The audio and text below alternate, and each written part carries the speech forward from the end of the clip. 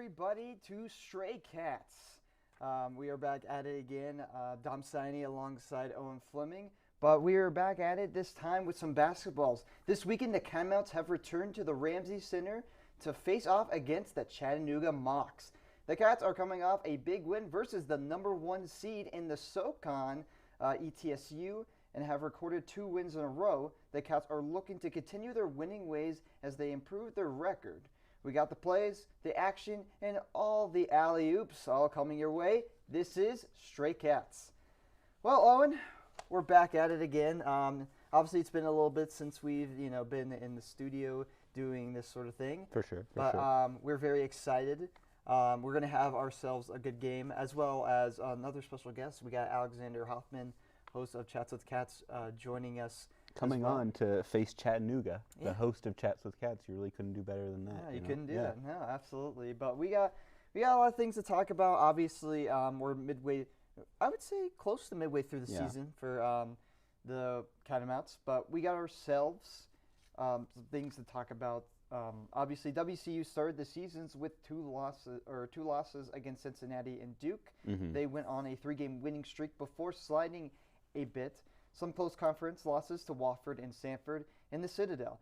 They have put them up a little bit of a hole, but they did beat ETSU, so, it's a bit of a rebound, especially it's a good opponent. Yeah, a big game like that can always activate a team's true potential, their chemistry. It's bound to get a lot better, and, you started the season against 2 tough teams, Cincinnati and Duke. Those games kind of just part of the schedule when it comes to being a small university. But you did that. You also had Georgia on the schedule, so it wasn't a total cakewalk.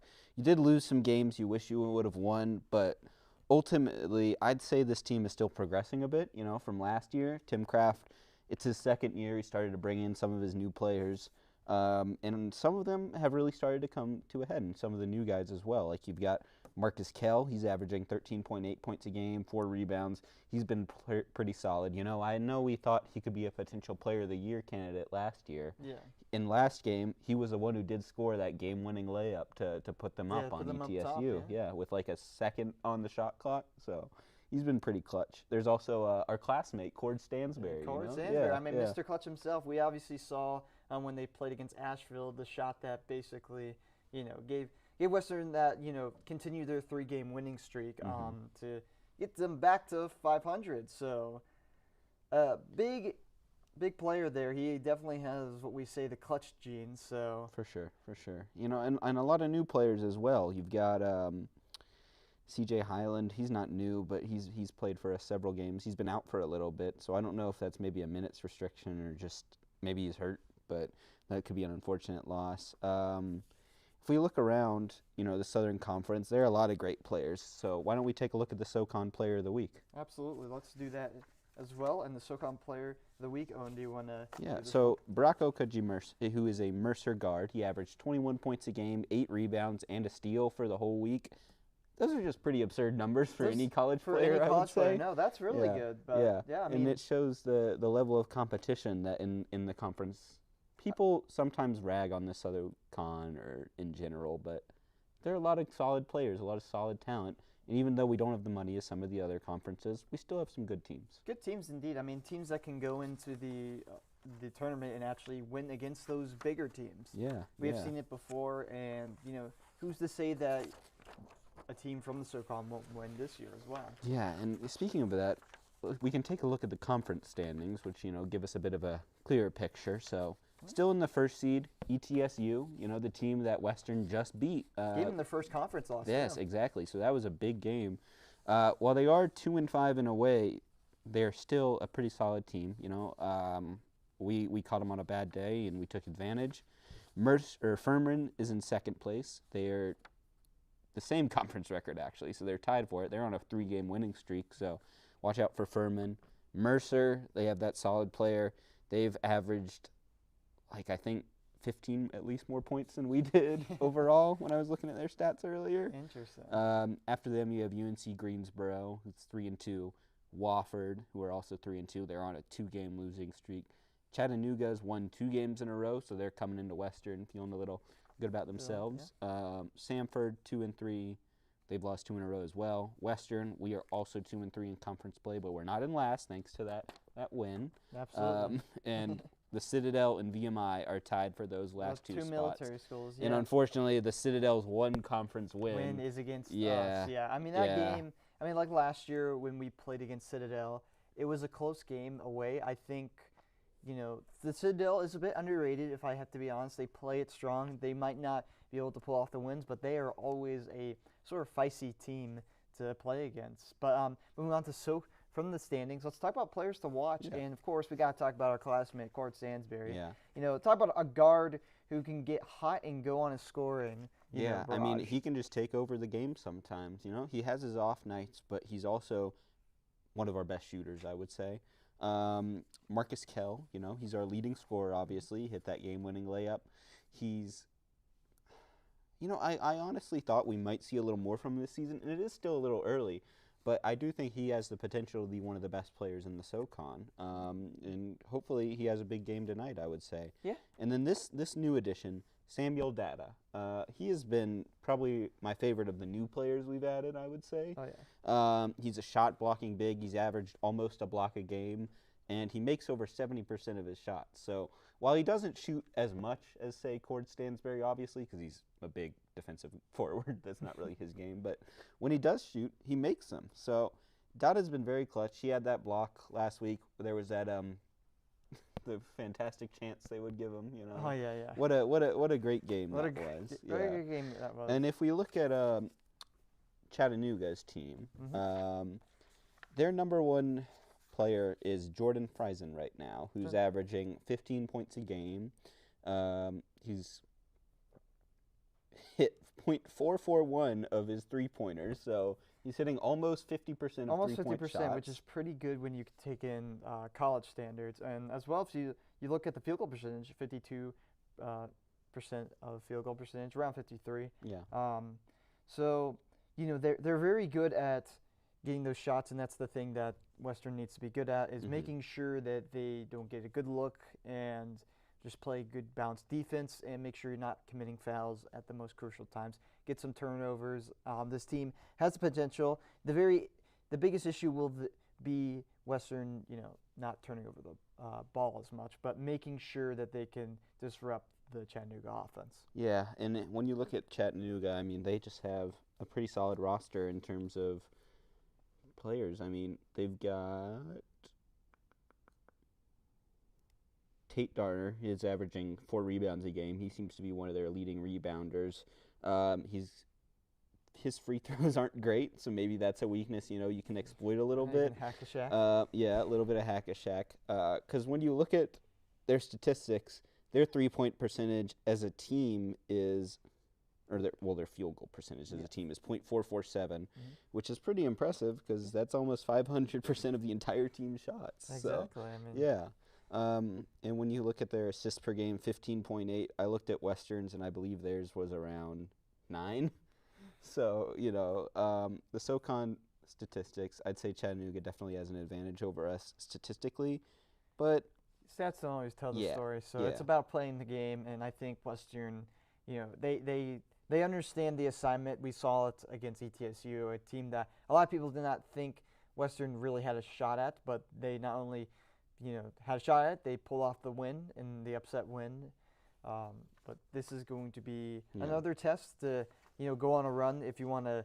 Obviously, you're guaranteed to make the conference tournament, but to have an easier road. To have an you easier ideally road. want a higher seed. Yes. Yeah. And, show that you are, in fact, can make it farther than just simply. And when you look first at the numbers for both of these teams, ironically, we are currently tied for the exact same points per game. So both Western and Chattanooga average 76.9 points per game. Interesting. Yeah, I did notice that too. Yeah, even though our differential is a negative 3.1 and theirs is positive 4.3. So, it's a question of how much was our differential impacted by those tough early games. And when we have just a head-to-head comparison, when we look at the stats, Chattanooga is actually second in three-point percentage. So that's going to be tough for us to defend. We saw sometimes defensive communications can break down when you're guarding the interior and lead to an open shot, and Chattanooga is a team that takes advantage of those. And we are currently, just for comparison, last Ugh. in 3-point percentage. So That's been a theme I noticed. It has. It's been a thing for even last year. They've been really struggling with three-pointers. Mm-hmm. And obviously, you can make that up. I think Cord's a big reason why they were able to make up, poor three-pointing. Yeah.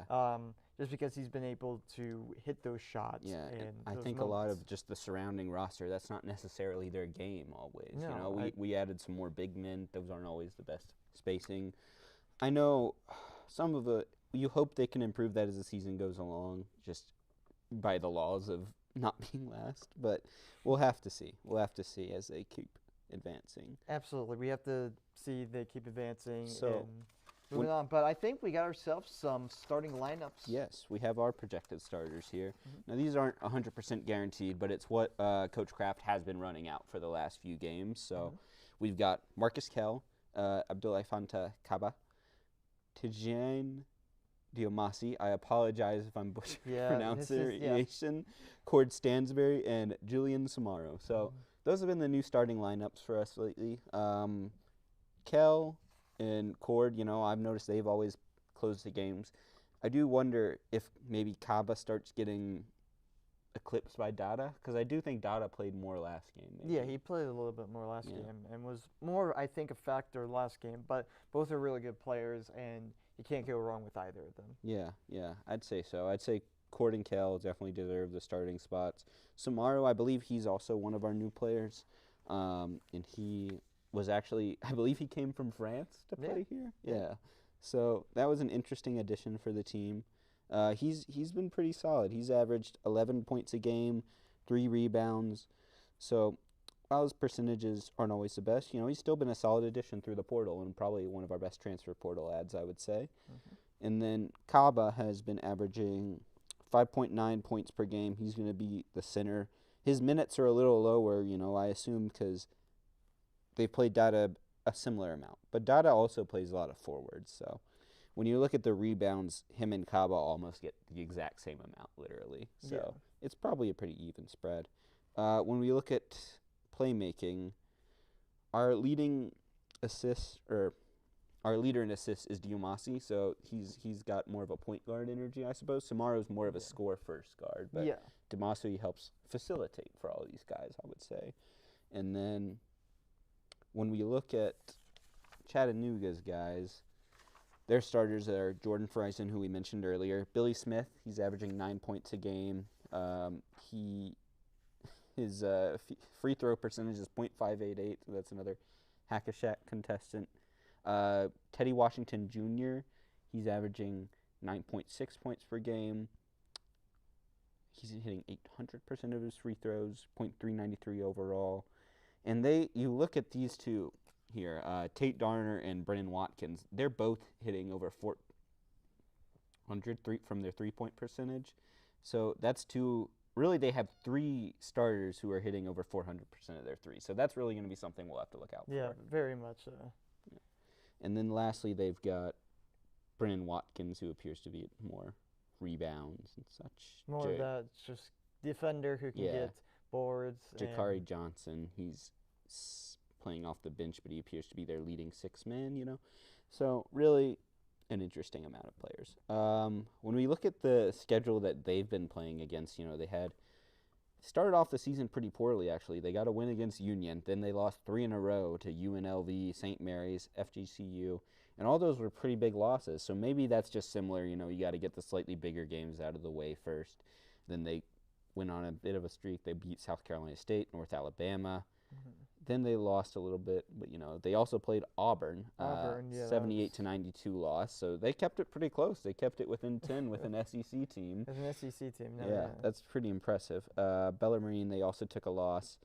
Alabama A&M, that was a win. Then they were on a bit of a skid lately. UNC, Greensboro, VMI, Furman, and then they did pick it up with Stanford and Wofford this past Wednesday. So they're looking to keep that conference winning streak alive as they keep on moving forward, I'd say. Absolutely.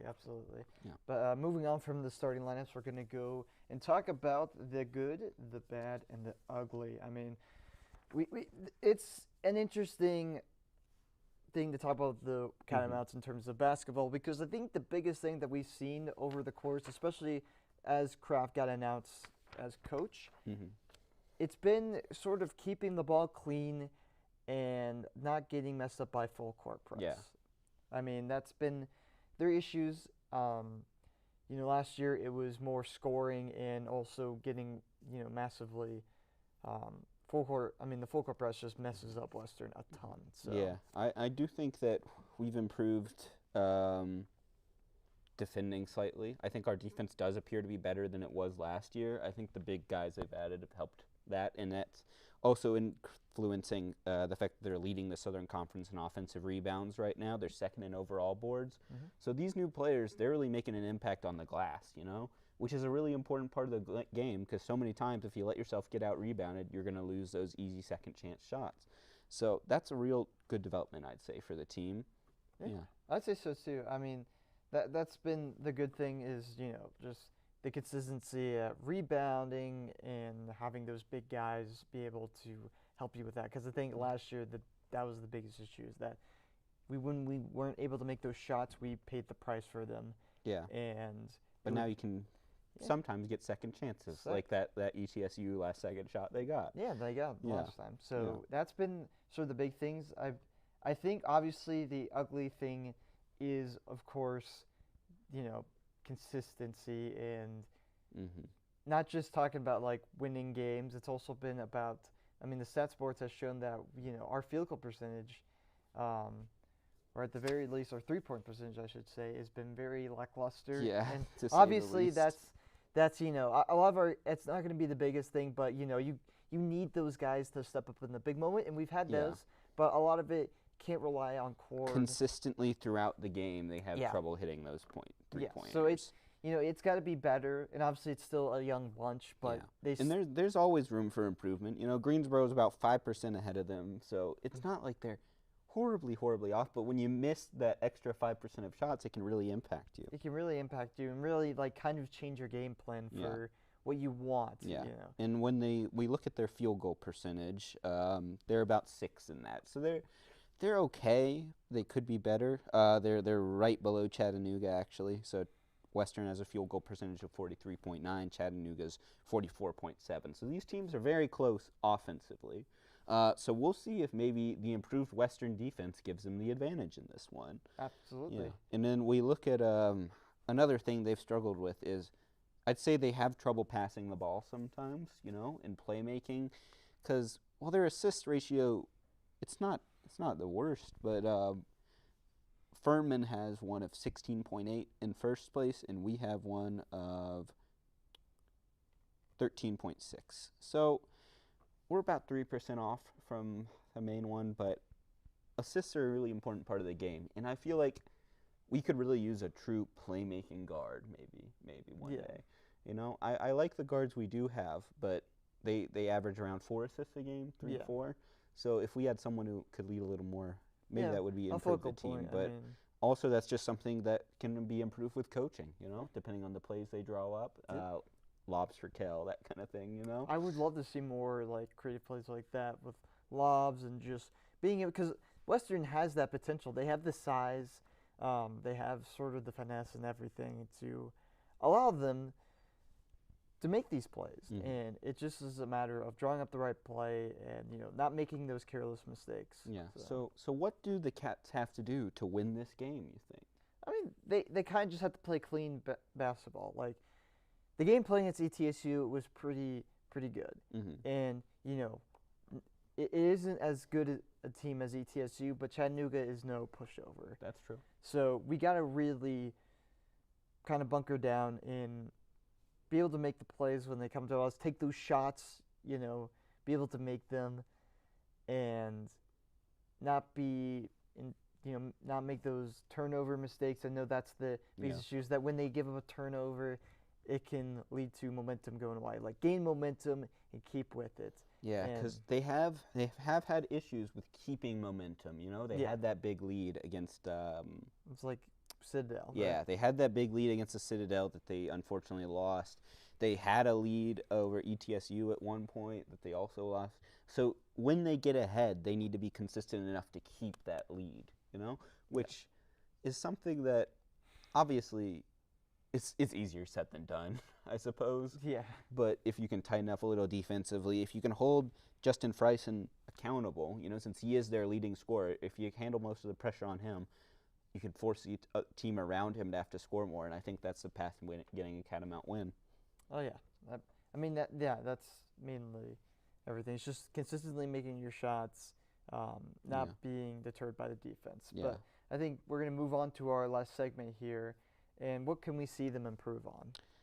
Well, I think two different facets. Turnovers can be improved on because they give up the ball a lot, they lose it a lot, and they don't always create other turnovers as much. So on both sides of the ball, you tighten up on your own end, and you get the opponents to get it a little looser. I mean, I think that's the biggest thing. I've been seeing too many times that we're the ones that are kind of turnover prone, and I think we need to see our side of it, the other team finally getting that turnovers that leads to those big plays that could help us in the end. And we saw at the end of the ETSU game that we were able to make those plays by making them like a little, getting a little frazzle-dazzled and getting. They did generate some clutch turnovers in that last half. They did. So if they can keep doing that, that'd be an overall key to that. Keep out rebounding them, I would say. I would say, yeah, and also just play strong.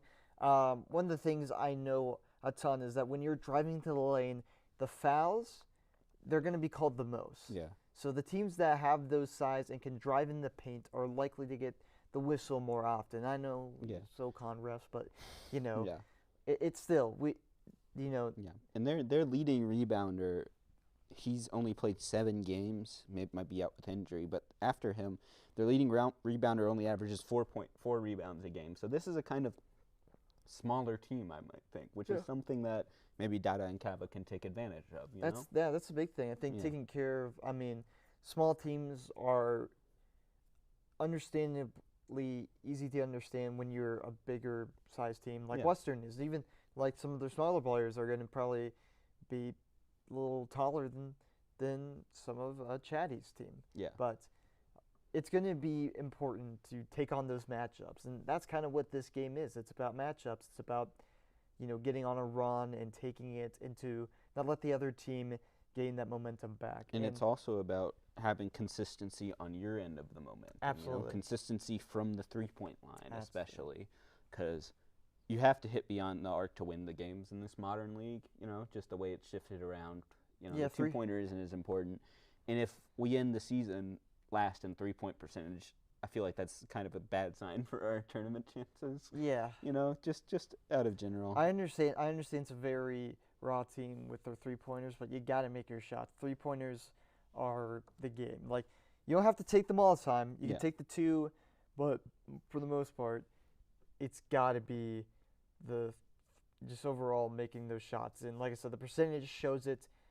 We got to be better than, being almost dead last in three-point. Yeah. And, there's consistency at the three-point line. For sure. Yeah. Any other facts you think, or anything else Western could do to win the game? I mean, just play strong, play confident. Yeah. They should come out lightning bolt, obviously. Of course. You don't want to, You don't want to get yourself in a hole early, because it can be a struggle for a team to claw back a lead, especially if, those three-point shots come back again. If you get behind, you need to score as many points as possible, as quickly as possible. And if you're missing your three-pointers, there's a heavy chance you're not going to be able to come back. So. And the good news is for Westerns, like when they were in those holes, like at the last half, they were making those three-point plays. And if they were missing it, they would get the offensive rebound and score. I mean, that's how they kind of find a way to win in those scenarios. Now, granted, they need to consistently show that. And it's funny because we are out of football season, but they remind me a little bit of the Panthers this year. About like there would be games where they would be off and it would cost them, but there would be games where they managed to find a way to win, even if the opponent looked like they were better. Yeah, and the defense did take a leap over last year's, just like the Panthers. So we're both teams under a bit of progression, both teams that are looking to be developing, and teams that I hope one day. We might have lost to the Rams, but it's okay. It's okay. We had a good season regardless. It's okay. Yeah. So moving on to our last segment before we head off, Mhm. We're going to be talking about, actually, we're going to do our game picks. Yeah. So I'll start off with it. I think Western will take care of business Mm. today. They need to go on a run, and I think right now after the ETSU game, it sparks it up. I'm going to say Western wins this one. I'll say 75-71. Okay. Yeah, I also think Western's going to win this game. When we look at Chattanooga's stats, I'm going to say Western's going to get the win 78-74. That's a good thing. I think it could be a high-scoring game, but we'll have to see depending on the defense. Absolutely. Well, that in fact will do it for the pregame show for the Western v Chattanooga basketball game on Stray Cats. We are simulcasting with 95.3 WWCU. And WeTV, so yeah. Yeah, with WeTV as well. You can check out our reactions and kind of commentary of the game on WeTV. We'll be back on 95.3 to discuss the halftime score. I think. And for the post game. Yeah, and for the post game. We also kind of want to give some shout outs here to some of our producers and crew working with it. We want to say thank you. Thank you to Hallie Stanley and Ryan Criollo. Julian Vanderhoof. Janely Vanderhoof, our producer, as well as the GM for WeTV, Jacob Pendergraph. So, yeah. But we will be back here at halftime. So go watch the game and tune in or watch our reaction. We don't really mind what you do. And tune in at the half. At the half. All right. All right. Go Cats. Go Cats.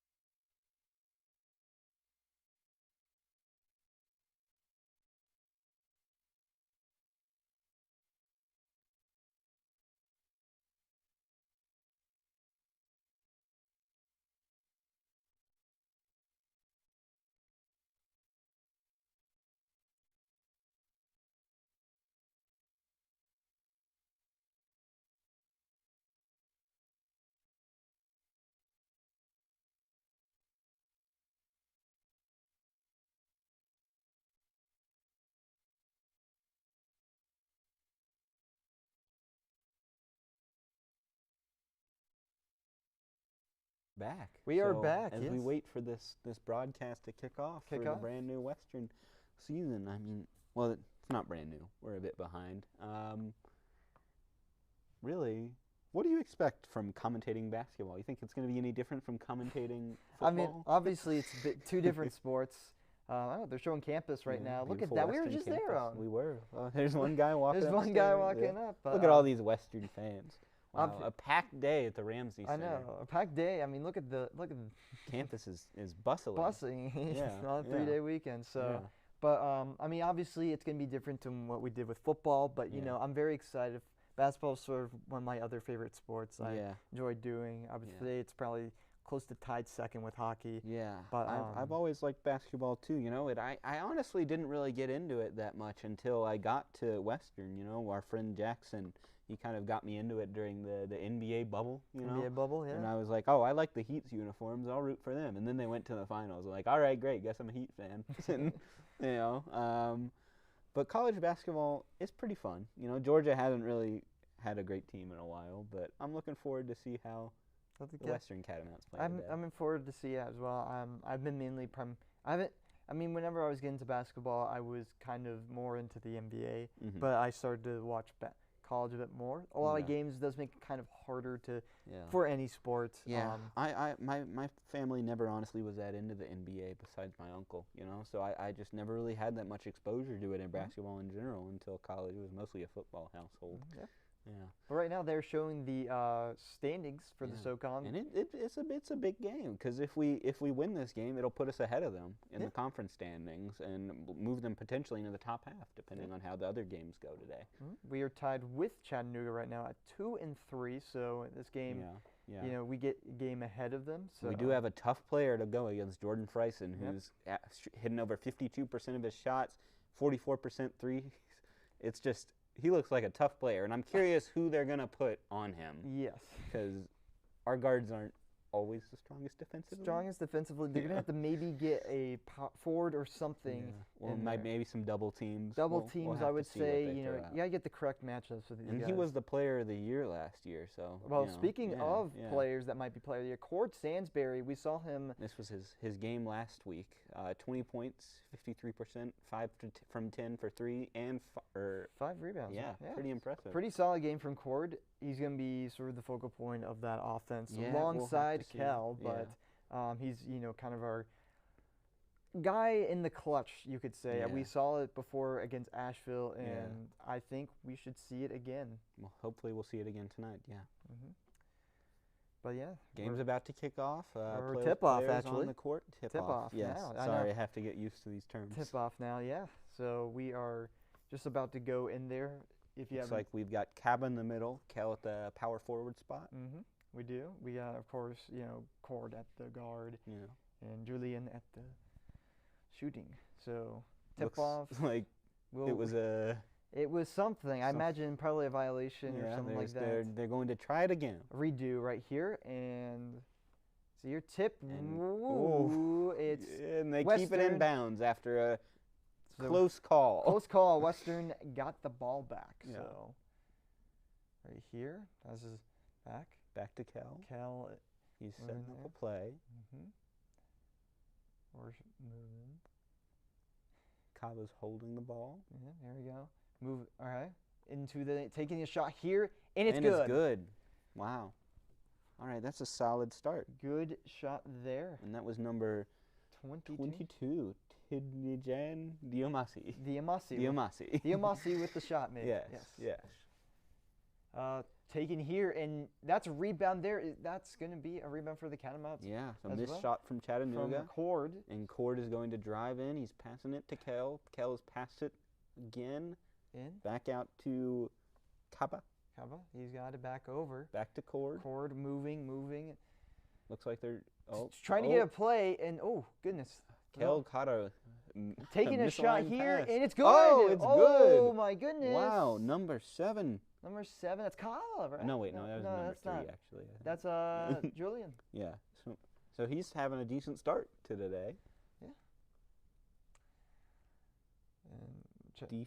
Defense and a block here. They're going to call. Looks like they're going to call foul. So it looks like some free throws are going to be coming up. Yeah, and you can count on the Western crowd to boo for these Boo free the throws because Cajuns. we know if they miss both of them, free biscuits. I think So, that might be in the second half, yeah, so we that's might true. have to, That's true. We might have to wait. might have to wait a little bit. No, but I know they're anticipating some free biscuits from Yeah, Bojangles. Right now, Chattanooga ready at the free throw line. Let's see if they make it, and He makes the first. one. Yeah. So those free throws will be coming from Johnson. Okay.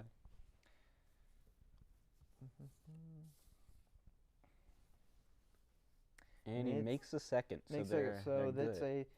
two to 5 2 to with 5. Western leading. With Western leading here. Here we go. Facilitating here. See. And it's going to be a pass. Yeah, Diamasi's passing it up. That's Cord and he makes it with a tough fadeaway. Tough fadeaway there by Mr. Sansbury. Yeah. So those are his first points of the night, I believe. Yep. 2 ready, 1 for 1 on the field goal, and they're going to take a from 3-pointer, and they it's make good. it. Oh, so that puts them within 2. Yes, that does put them within. So now 7 to 5. Western advancing. Bauman with the shot there. And they're passing it to Cord on the Cord, outside. he almost lost it off his foot. Lost it. They gotta get He's still dribbling. going. Chattanooga playing solid defense on this possession, but and they a couldn't close finish shot, it but it did there. not fall for Western. No. And that was a great it looks like Western got the ball back. A turnover generated, and we talked about that. We did That's talk an important about key to the game. Big time play there by Western. Yeah. Moving, trying to find. Kell Ooh, that was passes a it way big outside. pass. And Cord trying to get something, but driving, he's going he's trying to get a foul, and they don't call anything. They don't call that. No. I don't know. I thought that was a foul on my end. Probably. But you know the refs are going to be very. And another. Oh man, they're playing slot. And another turnover we got a turnover generated here by the Catamount defense. Man, it's a solid start, but solid. Let's see if they can keep scoring offensively. Driving here. Ooh. It wasn't a foul. Okay. I thought for a second, but they got it there. Got it there, man. That's number 7, Cava, with some easy points. There we go. So Western with a 9-5 lead. Almost there. The only one that has not scored yet is Kell for the starting lineup. Yeah. Shot there, and it's missed. No good. And the rebound by the Cats. Catamouts, man. This is one of the best starts I've seen from the Catamouts. Yeah, they put the foot on the gas. And Cord's driving. Cord driving, trying to get something. In Diamasi. It goes in. There you go. 11-5 lead for the Catamounts. And Diamasi has really had a strong start. He's scored a lot of our points. 4 points so far for Diamasi, 2 for 3. So a nice percentage there. Yeah. Go Chattanooga, try and get something here. Yeah, I mean. Wide open shots. It's missed rebound taken by Kell. Chattanooga's just struggling to hit those shots That's so those far. shots. Yeah. Was trying to make a move here, and makes it. Wow. It's 13-5. And that was Sumaro yet again. Sumaro again, 5 points. 2 for 2 from Sumaro. What a playmaker. Yeah. Chattanooga, I mean, they've got to start scoring some buckets. They got to get something going here. Yeah, and obviously they're driving in. Number 3. Moving. Back to number 1. Takes it here, gives it back. And Zero's driving in, back to 30 on the outside. 30 takes the shot, and it was an air ball. Air ball. Oh my goodness, I know that. Josh Bowman with and he makes a decent amount. Well, actually no, he's shooting .200. Rebound, and the Catamounts score again. Wow, Cava having a great start as well. Having a good game, 4 points for Cava. That's a 15-5 lead, and it looks like Chattanooga's called a timeout. 10-point lead for the Catamounts with, 15:09 left in the first half. Yeah, I mean, that was a great start to the half. Absolutely. We're about to head into a commercial break, I imagine. But, man, I mean. Wow, a solid start from the Catamount offense. Start for the Cats. I mean. We thought this would be a close game, and so far they've taken a solid lead. I mean, when you look at it right now, Chattanooga 20% from the field goal percentage. Well, that won't win you a game. And 25% from 3-point range, 100% for the Cats, but they've only taken 1 shot. But for the field goal percentage, 70% for the Catamounts on 10 shots, so 7 for 10. That's pretty good. Pretty So who's good. our leading scorer at the moment? Our leading scorer at the moment is Julian at 5 points. We got Ty, we got Kaba, and Dumussier or whatever. Dumussi. It's a. Sorry for pronunciation. We need when Alexander Hoffman gets on this show. Yes, we might need to talk to him he knows a about lot about pronouncing athletes' names correctly. Yeah. I mean, it was a pretty good start, and we'll see how this develops once Western's bench gets some further run. Our two main guys was Accord, only 2 points. He's only taken 2 shots. Marcus has not really done hasn't taken a shot yet. But they've been passing the rock. I mean, you're passing the rock right now. You got Marcus with a defensive rebound, a crucial defensive rebound. Well, with all those bricks, you got to grab a few. You gotta get a few of them, but Chattanooga, they're kind of shooting themselves into a hole, and you're seeing that. I mean, 20% on obviously 5 shots. And obviously, you don't expect that to continue. So hopefully, Western can put their foot on the gas. It's a as good we come start back from break. It's a good start for the Cats. We got to continue to see them. They haven't won the game yet, obviously, because we're still plenty of time to go. Plenty of time to go, but very, very good start for Coach Kraft and the boys. So we're talking about some games last week. Obviously, ETSU win, but we're talking about Chattanooga. They were able to beat Wofford, who were last year's SoCon tournament champions. So they solid win. Yeah, so it's not any pushover. And obviously, Western's was not a pushover as well. They beat the best team in the SoCon. Yes. So coming back, we got ourselves Chattanooga right now, about the inbound, the pass.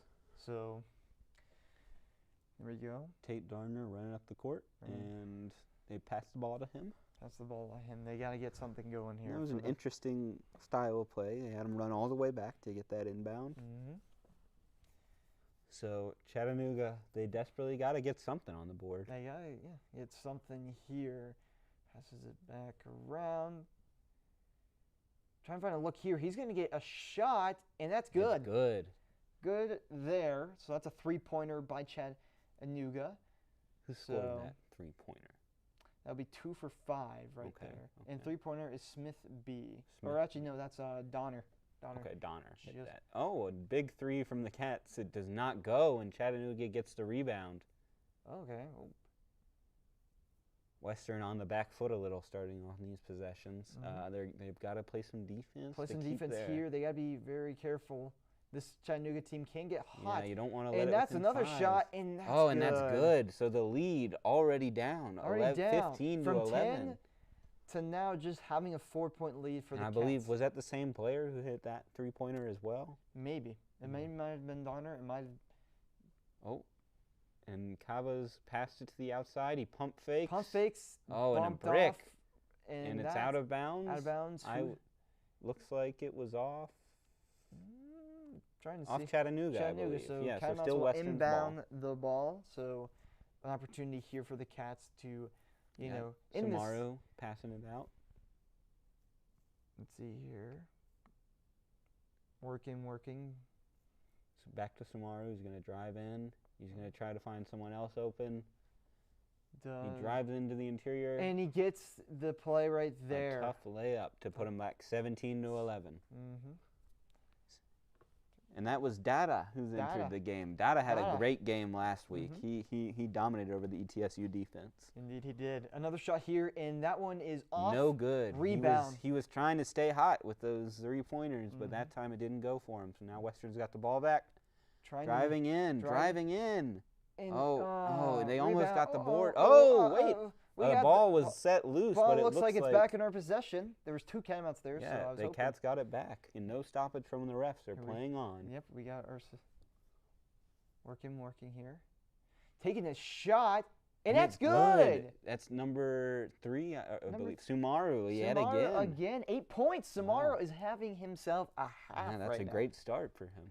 Yeah, so 20 to 11 right now for the Cats, but can they hold off here, get a stop here? They are looking like they are pressing them a ton. Well, you don't want to allow anything too easy since this team can hit those threes if you leave them open.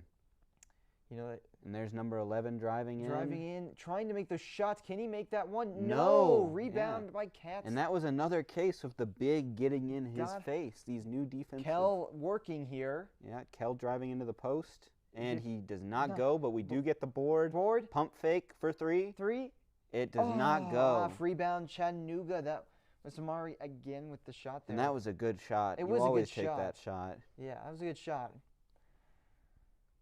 So back on defense. Trying to get a look here for the Mocs. They're driving in. Another turnover. Nope, they got it back, unfortunately.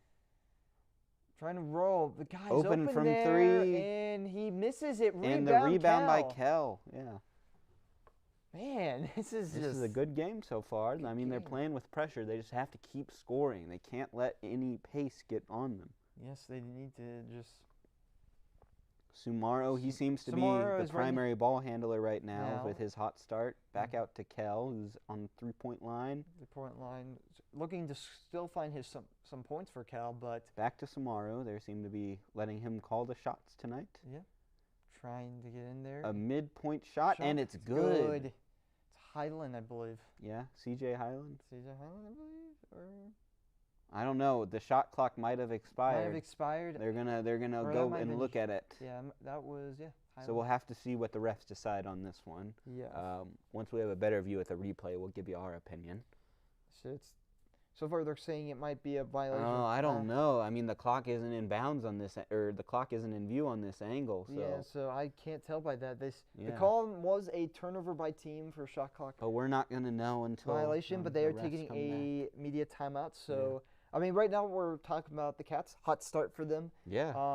20-11, almost a 10-point lead. You'll definitely take that to start the quarter. Sumaro having a great half. I mean, 3 for 5. Yeah. But 2 of them from the 3 points, and 8 points so far. The Catamounts right now have a 40% 3-point percentage. Yeah. Compare that to Chattanooga's 37%. But then when you look at the overall field goal percentage, it's 52.9 to 30% for the Mocs. So yeah, well, those threes did keep them a little closer, but still, it's not going to be enough if we keep scoring like this. No, they keep consistent scoring and also getting those stops. That's the thing. So far, it's been more about taking those opportunities that Chattanooga is not taking. I mean, our defense is playing pretty well. We're forcing them to go into the lane, and we're pushing them. We're really making them turn over the ball. Yeah. And Samaru, he's coming off a game where he played 37 minutes and only shot 16%. So this is a bit of an improvement for him today, I'd say. A good bounce back from last game. Absolutely, a good bounce back. Yeah. It's always good when the players who, they have potential. Like just a few games ago, he scored 16 points and hit all of his free throws. So he's a solid player. He has his streaks, but hopefully he continues playing well. Maybe he can get a career night tonight. Who knows? Who knows? Who knows indeed. I mean, it would be a big thing here. They're showing off a bit of the Chattanooga Mocs. They won their NIT tournament this year. Yeah, so this is a tough team, They won a tournament. They did. But not the best start from them tonight, and I'm sure they're going to keep responding. So they're going to have to respond, but I think Western I think we have the juice if we as long as we keep playing like this at least. It is a great start for, obviously these two teams are very similar in terms of their and it looks balance. Like the refs are still deciding. Right now, it does show that they might have reversed a 3-pointer to a 2-pointer from what I'm seeing. Oh wow. Oh yeah, they took a point off. So they might have checked, which they can do. It is a thing in basketball that they do sometimes go back. It looks like they didn't keep that basket, I think, and they've given the ball back to Chattanooga, unfortunately. So it is. So right now it will be Chattanooga's ball. That was a tough luck timeout for us. They just decided to take a shot off the board and remove a previous point. I know. Gosh. It is a thing in basketball that I've seen a lot that they do look back on to see. Don't get me started on Max Struess's 2-point shot that was That really was the shot right there that they overturned to make it because I think they said that his Yeah. Oh, yeah, he was definitely on the line. He was on the line. Yeah. I know we are very much catamounts here, but, fair maybe if he had a smaller shoe size like KD. Like KD, yes, exactly. Got to be careful with the shoe size. Yeah. But here we go. We're back in action. The Looks Mocs. like Kaba's defending. Kaba's and that defending went- there, but I thought that went out of bounds, and it they was. are a yes. turnover for the Catamounts Yeah, here. So I've done that in 2K many a time where I accidentally run out of bounds. I know I've probably done that a couple of times, especially like when you get back into the game too. Yeah. I've been playing it a bit lately. This year's not too bad. I Not don't too mind bad. it. I've been Yeah. hearing good things. Yeah. But here we go. What are they calling here? I'm not A sure foul, what maybe? was called here. There's Let me see here. We're gonna be called a personal foul against ETSU, against Chattanooga. or sorry, Chattanooga. Yeah. Sorry, they have very similar They do have colors. very similar colors. So against So we got the ball back. Oh, that's taking a a tough shot, shot from and he number gets 4. it, Wow. and it will be a 10-point lead for the Catamounts. And that's Justin Johnson. Johnson making his presence known. And taking a shot here, and it's a Three. miss Another again. miss. A rebound as well. So Western back with the 10-point lead. Cord driving in. Core driving in, trying to He's find a finding look. someone. Is it there? Back to Johnson. Johnson. Trying to find And Johnson's trying to shoot. taking a three, and he it's makes good. it. Justin Johnson off Johnson to a with- great start. That's 5 points for Johnson, 2 for 2. Yeah. Wow. Way to contribute off the bench. Indeed, way to contribute here. And the Catamounts are going to be, And that's the biggest lead of the game so So far for far, Western. yes, 24 to 11. I know, 13-point lead for the Catamounts. And Chattanooga's trying to get here. They're driving. Double teamed. Double team. I mean, they're suffering by this Catamount defense. Oh, but it's wide Open open shot lane, from and he 5, and it can't make can't it. make it. A rebound. Oh, and okay, they keep it in bounds. keep it That in was bounds. close. But Chattanooga, they can't even hit the open that is shots another miss. tonight That's so far. They are 25% from field goal range. So Dang. it's. Oh my goodness. Looks like Johnson's getting an Johnson opportunity. right here, trying to find separation, and he's going to take that shot. Oh, and he's he gonna make it. makes it. He's going to make it. It's 26 Wow. to 11. Justin Johnson. He's Justin- hit all of his first 7 3 points, shots. 3 for 3. Yeah. Wow. Okay. And he typically only plays around 16 minutes a game, so he's Misses making another his, shot, Wow. rebound by Cord, and my goodness, it's just been a Catamount And they've hand it back to Johnson. They try to let him continue his trying hot to streak. get something. Back to Johnson. He goes for For it again. 3, but he and misses oh, it. what a shame. The streak is over, but The that streak did hit the rim at It least. did hit the rim, so Yeah. it's not a bad shot. Yeah, he tried the heat check, didn't quite pass it. And And a block. Block. Oh, but it he got the rebound of the block and Block hit it. it anyways. falls in. That's number 10. That's Washington. Yeah. So a good block by Caba, but no one was there to collect it besides No. the Chattanooga player. Western back on offense. Back on Johnson still offense. trying to get something Trying to to go. get something here. Caba looks like he's He's trying to posting up. get people Back to Cord, who hasn't done that much tonight, but he's taking going a to take shot, a shot. and it's no good. No good. Rebound by Chattanooga. So Chattanooga getting 2 Yeah, and defensive Western stops. can't take their foot off the gas. They gotta be able to Oh, do an open shot wide from open 3, shot, and it's he- good. But it looks Oh. like a timeout was called. Or timeout, right? Or no, foul. Oh, a foul. Okay. I think. So the shot looks like was the shot did not count. Yeah, so the shot did not count.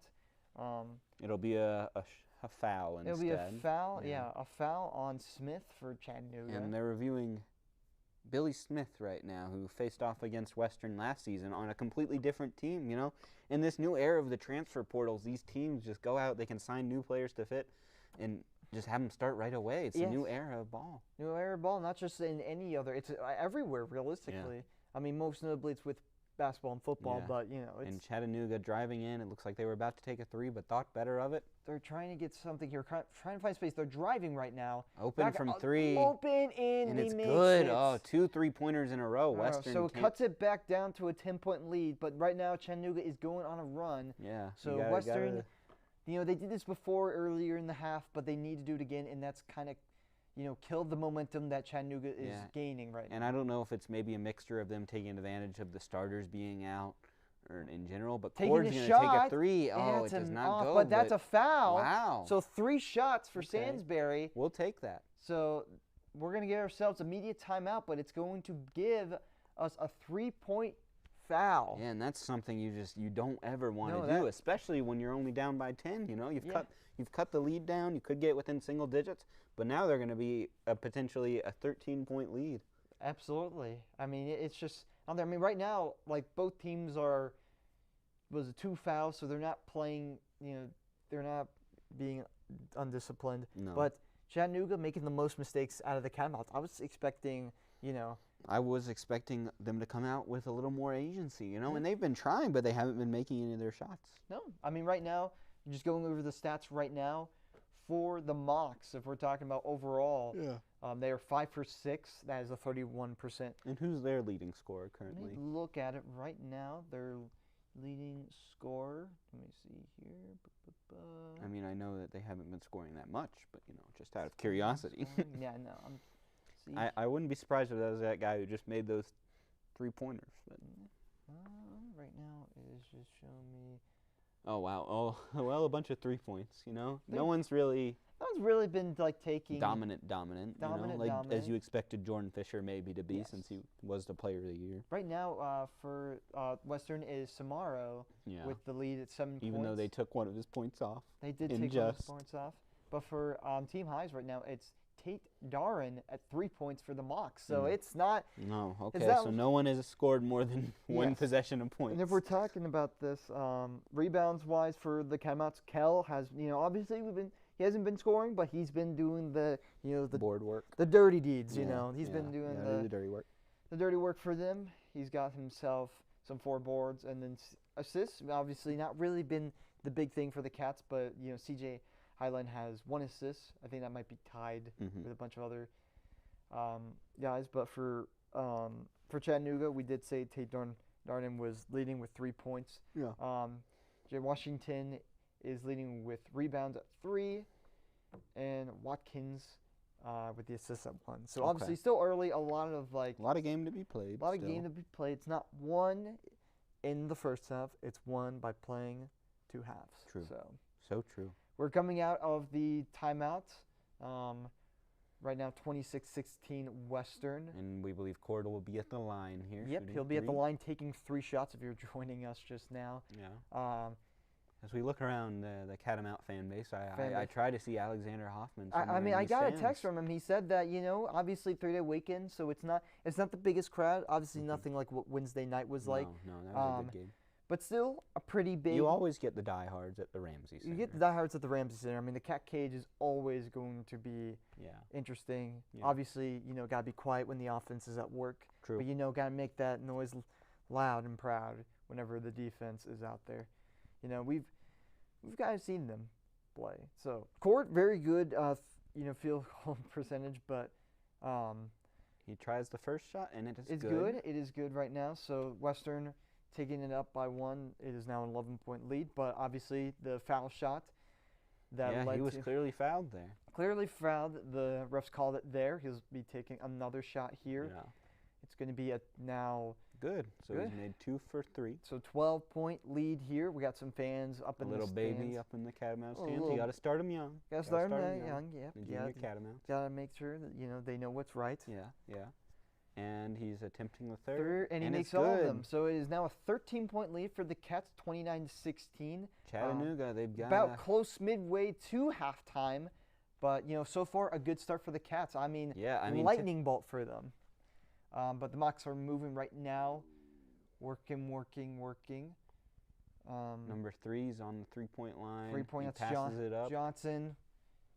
They're going to keep him passing guarding him. Gets it up there. Solid 12. He's still with 2 guys on him. He still goes around and makes the layup. Yep, that is Washington with the play there. Yeah.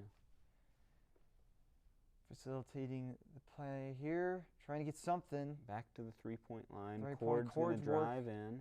He's going to pump fake. Fakes take it. The shot. And it's no good. But a foul. Another foul. Man, they foul again. Cord, he's shaking and baking his way to these foul balls.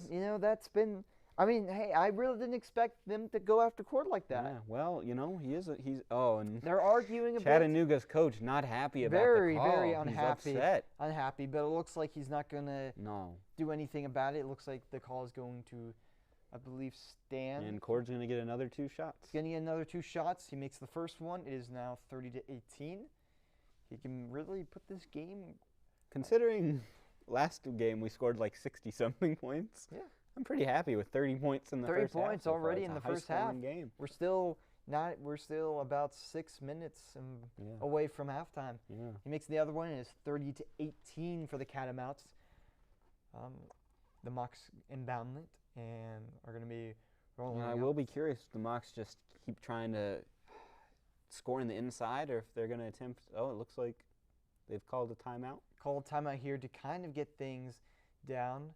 That is the Mocs head coach Dan Earl. Dan Earl, he's got a 76-48 record. He spent a little more time there than Coach Kraft. Obviously, Earl, when you get to 4 seasons as a head coach, I think that can tell you a lot about the quality of one, because you get to see a whole recruiting class from start to end. You know? You see a guy, and you kind of see the loyalty. Like, that's a good record, especially in Chattanooga. They almost went out of bounds again.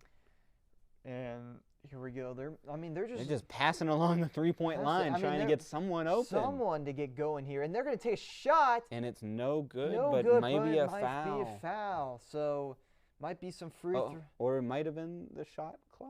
It's so far going to be a foul. Oh, no, foul on Western. So it's still a foul. So right now, Western with their 4th foul. So, but whenever. Or actually, I think it might be their 3rd foul. Yeah. Never mind. So that might be one off. But their fails. So far, discipline, that's been the biggest thing. This would be the first free throws. You can't allow them easy points like this, especially when they've been struggling to score them the normal way. No, you got to make sure, obviously, it might be best to foul somebody. But not in that situation. No, not in that the situation. Shot clock as low as it was. Yes. You got to be very disciplined. Let them earn it. Yeah. Don't give it to them. So we made the first shot, putting them 19-31. All right, here's the last shot here, and that's good. So it's 31-20, so still an 11-point lead. But let's see if the Catamounts can, create another drive before we go. And it looks like we're getting something here. All right. Had to take a second, but now they're going to inbound it. On offense. All right, here we go. That's pardon, that was back to Cord. Samar. Back to Samaro. Yeah, to Kel. Looks like the starting lineup is looks like it's back in, so see if they can get some plays here. They were on a run when they had these guys back in, but trying to find something here. Mari again. Ooh, nice pass. But he has an open shot here, and he's it's good. I believe that's Highland. Or maybe Petway. Petway. No, that was Petway, yes. Petway with the Petway. shot there, and it's 34-20 Cats. Yeah. Making that 42% from 3. So we've hit 57% of our field goals compared to Chattanooga, who's hitting 35. So absolutely. They've done what they've needed to do so far. Taking a shot here, misses another it. rebound by the Cats. So. Oh, what are we calling here? Is it timeout or is it a foul? It is going to be a foul on Samaro. For what? For a personal foul. So I will need to see the replay on that. Yeah. I try to be non-biased, but I got to see the footage. I got to see footage here. Before I make a call. We've said that the refs have been kind of nice so far, but I mean, come on, it's a little. Looks like Kraft let him have it a little bit. Kraft so far, we're talking about, his second year, obviously last and really, year. It's hard to make a judgment on his tenure because he hasn't had that much time. No, I mean, but we're talking. And Western got the ball back. A turnover. Wow. Back. They're going to try to find something here. They could take it easy. Cord, he almost faked him out. Gets it here. They doubled him up.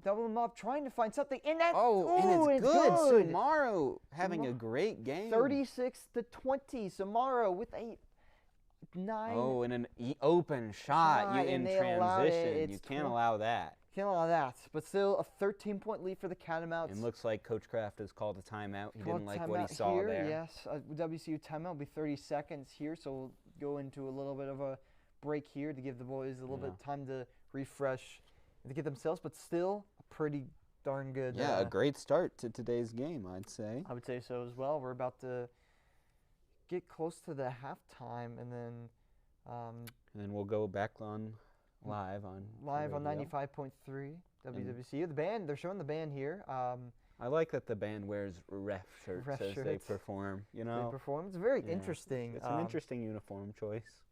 Quite a choice to wear the zebras, you got but that. You got some overalls. A wide mix of things for. And when we look at UTC versus Western Carolina, they lead our series 73-32. So any win is good to chip away at that overall lead, I would say. Indeed, I believe so. We got ourselves, a little bit of groundwork to do. Yeah. But we've kind of found some recent success here. We Yeah. got In Western, they play better at home, as you they can do. tell. As you can They're tell by 5-1 at home and 1-9 away right now. right now. So the home field advantage for us is there. So, Yeah. but inbounding the play here. Samaru trying to continue Samaru his hot trying to streak. get He the hot passes it streak up. here. Cord for Cord 3. It bounces off. Can Kel get the board? Rebound No. taken by Chatty. So we'll see. They're trying to cut the lead to within 10. with the play, and that's probably is that a foul? Held ball. So maybe a jump ball? So a jump ball here, I think. Yeah, it looks like a jump ball. Or there. maybe it's an inbound play for Chen. Let's see here. I can't tell. That's going to be an inbound play for Chattanooga. Okay, so okay. I mean, anything's better than points, I suppose. I suppose, but they got to guard up here. And they're going to double team here, but they can't not allow Chattanooga to get some space because No easy threes. You don't want them to get it within single digits before the end of the half, ideally. They are really working it, passing it, trying to get things moving. Trying to post up now The on shot the big clock's man. going to be in there, and that's no good. Another rebound. So a rebound here for Western. Trying to take a shot here. Petway. And no, it's No going to be good. bounced off. Rebound by Chattanooga. Chattanooga's on the move here. And rolling left. Open shot. Open shot. And it's good. You can't allow those transition threes. It's a big thing here, but let's see if the Cowmouths can respond. It'd be good to get some more points. Cord going in, and he gets another tough shot two. by Sansbury, and it's 38-26 Western here. And but a foul. Yeah, I would say that would personal be a foul foul. on Pedway. So some shots gonna come up, but we're gonna head into a media timeout for Western. We got 3:32 left. And the goal should be to keep them from getting within 10 by the end of half, I'd say. Yes. So You don't want them to be able to have the halftime dissect your film, find any holes in your defense. The bigger lead you have, the better it's going to be. better it's going to be, the more cushion you have in terms of obviously you got to keep the intensity up there, but I think when Kraft goes into the locker room, I think he's going to be very happy with what his men obviously are able they've to had a accomplish. pretty solid start.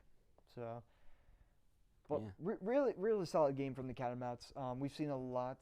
Samari having a good, so has Cord, but more or less Samari with, a lot of Cord's points are coming from the line, but that's just because they love the foul. Well, he hit that field goal just a little bit ago. No, yeah.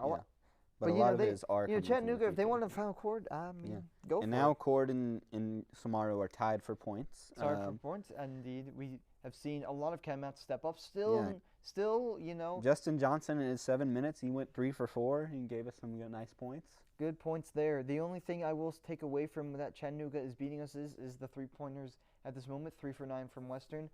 But obviously, they've taken way more three-point shots. They're 6 and 14 right now. We're only 3 and 9, so the only difference is they're taking more shots, but we are beating them in the field goal range, 55% field goal range percentage, I should say, and compared to that, the 38% for them. So it's the stats, they don't tell everything, but they give you context of why we are at this moment. Why are we here? Why are we here? So it's important, but the Catamounts, I would say, are having themselves really good. You couldn't ask for much more, but hopefully they can keep playing strong defense. Keep playing strong. And advance the lead. They've slowed down the scoring slightly, but they're still up by double digits. Yeah, and hopefully you can keep that going as we come back onto the court now. You gotta keep it clean. You gotta make sure you don't commit more fouls. We've got Kel, Kaba, Highland, Cord, and looks like most of the starters besides. Most of the starters are in.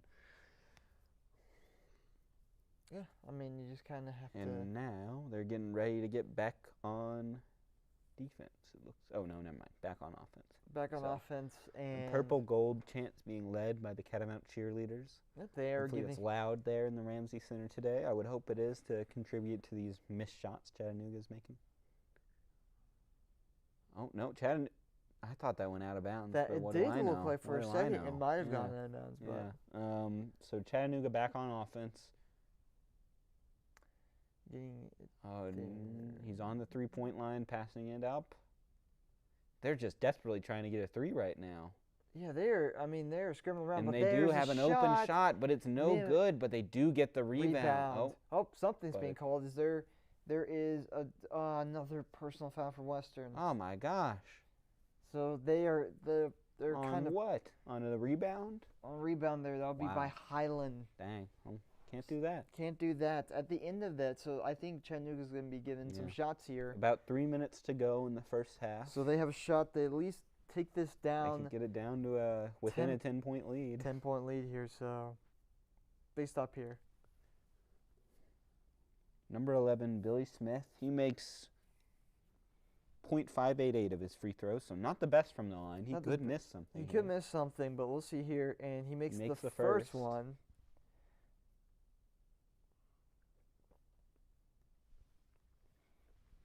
Taking it again here.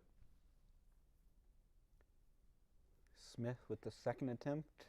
That one also goes in, so he Goes makes both of them. Indeed. So Western are now within 10, so ideally you can score some more and you can keep score them some from more, getting get further. something. Is because you don't want to lose this lead before the half. It's your biggest advantage. no. It looks like they put in some of the starters back in, Yeah. so to try to finish strong here. Yeah. Maybe we can get Kel going. He hasn't really had much of a No, night he has tonight. been. He hasn't scored anything yet. Taking a shot here, but it's going to be He was taken triple back teamed by there. triple team there. So they're I don't know. They're not really being too. Oh, and another. But a turnover, Oh my gosh! but But another a foul. personal foul by Cord. Wow, they won't stop calling these fouls. No, they will not. So that's going to be foul number 1 on Sainsbury, but it is. I mean, that was a double team. That's tough, but It's gonna. I mean, that's just the issue with these. yeah, they're coming back kind of fast now. You know, they have the opportunity to cut the lead to 8. They do. Yeah, And they will get that Jordan, shot. this is Jordan Friesen, the Player of the Year, making these shots. So you expect him to make them. Yes. We go, and another shot, and that will take it down to an 8-point lead for Western with 2:43 left. Gotta make some points. They here. gotta You get can't- something at the can't very just be least. letting Keep the them- double-digit yeah, lead when going. they're But getting they are full Full court court press. pressing. So we talk about their struggles against full court pressing, Kel has advanced the ball. and you see that a lot, especially when they've been like in the lead that these teams gain it. But they Yeah. got to be very careful. A shot here, and Oh. that's off rebound by rebound by Oh Western. man! Oh, But was that a foul? It is a Oh. foul. All right. So Kel will go to the line. yes, it looks Okay. like Cal's going to go to the line. He's going to get a 2-point attempt here to either make it a Back to a 10-point lead, ideally. close to Well, it. it is a 10. Well, no, it's an 8-point lead. Yeah. He misses oh, the he first misses one. the first. That's tough. So That's tough. Cal trying to get on the board at Yeah, the he very doesn't least. have any points currently, so hopefully he can at least make the second one. Make it here. And he makes it. Okay. So Marcus Kell, he's only attempted 1 shot so far, and he's 1 for 2 on the free throws. So That's a he's at least on the 39 stat sheet now with the points. 39-30 lead. Western trying to keep him from cutting it within But that's 10 a again. wide open shot, and he misses it. And another board by the Catamounts. So that's So- the kind of play you need to make in these final stages Yes, of the gotta half. make sure you don't give up, even if they get Oh, a he good. tries to pump fake from way Tries to out. He pump- drives in. tries A to pass throws wide it for open from 3. 3, and it's no good. But another. Oh no, never But mind. it's taken back by the Yeah. Mocs. The Mocs are moving here fast. Can they Cord count got blown by on defense. and it's No, good. But it might. They're no, gonna try something, but something's going on here. Looks like the layup was good. Good, but it looks like it's gonna be a foul as well. It's a foul as well. So it's they're- an and-1 play here. man, so that's 3-point. you can't give up that. Yes, I mean that's been the thing. I mean at the I end of this, I don't know about that. I don't Yeah. know about that. I mean call. that's just maybe just a little fallout, perhaps. probably. Yeah. A lot of bodies are falling on the floor. You might have Yeah. just been like, oh, they don't want to. Oh, I slipped. Yeah, but that's what Friesen does. He drives in and he can be hard to stop when he gets going. You gotta be careful when Yeah, you're now playing. you're not within a 10-point lead anymore. This is only 6 points, so you gotta try to extend You gotta. this. I Yeah, mean, they're full court pressing all the way right now. Taking it here, we got ourselves Kell. Now back over. Back to Highland. Highland working. Pedway. Sumaru or Petway, yeah. Taking it. Cord driving in. He's got a big man on him. Big but man, he, but he. Still the rebound. But I thought that shot was going to go in. I thought even maybe they might have called a foul. Yeah, But well, taking a shot here. A three, I think. Rebound. Out of bounds. Out of bounds. 1:12 to go. I mean, the Catamounts. They've slowed down a little bit offensively. They've slowed down a bit before we go into halftime. But there will be a personal foul coming up against Ferguson. So we'll get another shot. We'll get another shot here. So 20 seconds back on the shot clock, so plenty of time to score again. So here we go. It's going to be given here. A shot taken, but it's going to be no off. good. And the rebound. Another foul. Personal foul on Ferguson. The number 5. Wow. So I mean, any foul against him is good because if you get enough, you can foul out the best player. Yep, we do. Coach not happy with that, even though he just got a few foul calls in his favor. Yep, here we go. Taking it here and passes over. He blew it. But he got another foul. Personal foul on Dada, so it's going to be another. It's going to be against turnover, unfortunately. Western here. And that was a nice play too. That was a nice you gotta play. make if he that. made it there.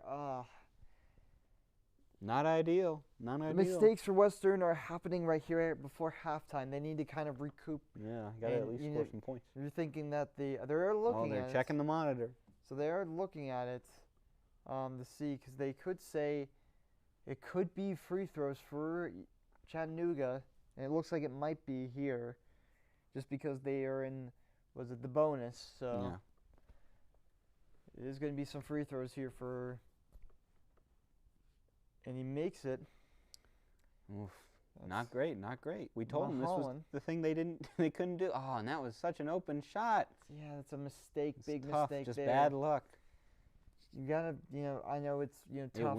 It went on that rim, just gravity had other ideas. And that's gonna be another one, and that makes it a 4-point game. Yeah. Goes from being, looks like Western was kind of, taking this game and a little bit running away with it, but now it looks like the game is now within range for Chattanooga. Still got a minute to go in the first half, so Western looking to at least get something here to end the pain that looks. Yeah, I mean, ideally you don't want to give them the ball back if you can't score. Here we go. We got ourselves. Kell passing it. Trying to work here. Trying to find some range here. Passes over. Kell working. A deep passer, a shot, three. And it's good. A massive shot. That's Samari again, dude. Wow. He's having himself he redeemed from that miss just a 12, minute ago. Yeah, 12 But can they play points. defense on this last possession? That's well, it won't be probably the last possession. Close to it. Brennan Watkins, he's dribbling all the way back. I'm not entirely sure what their plan is. They appear to just want to drain the clock and not give us a chance to score again. He's driving in. It's going to be one of the last shots here. Pass to the three-point over line. the middle, and he gets the two. But it's going to be. The clock was still running. I don't know where they call it. What is it happened half now? There. It is.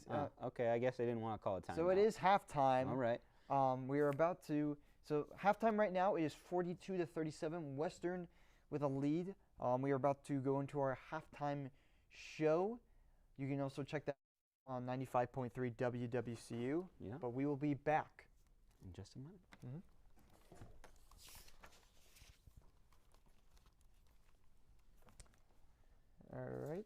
All right, Julian. We're about to do our halftime show here. So you have the halftime. You do. Okay. All right, Julian. On my count, we're gonna start in 5, 4, 3, 2,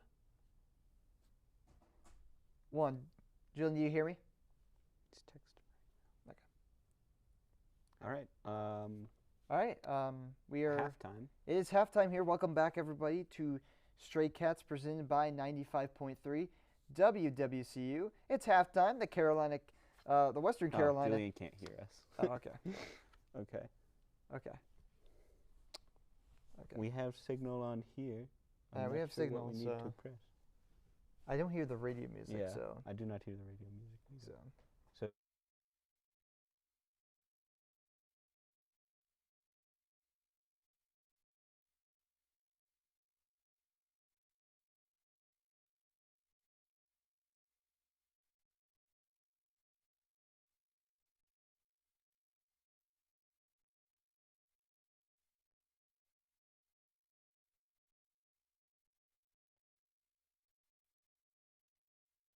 Welcome back, everyone. It is the Stray Cats with me, Dom, and my other guy, Owen. Yeah. So, welcome back to Stray Cats, presented by 95.3 WCU. It's halftime.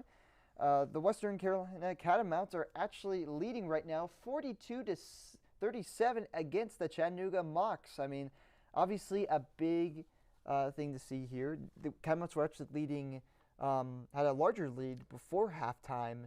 But the Mocs kind of, were catching back up, especially with those fouls at the end. Some a little bit careless mistakes by the Catamounts. But so far, honestly, a solid start for. Yeah, I mean, any half where you keep the lead is a solid start. According to Alexander Hoffman from his in-arena update. Mm-hmm.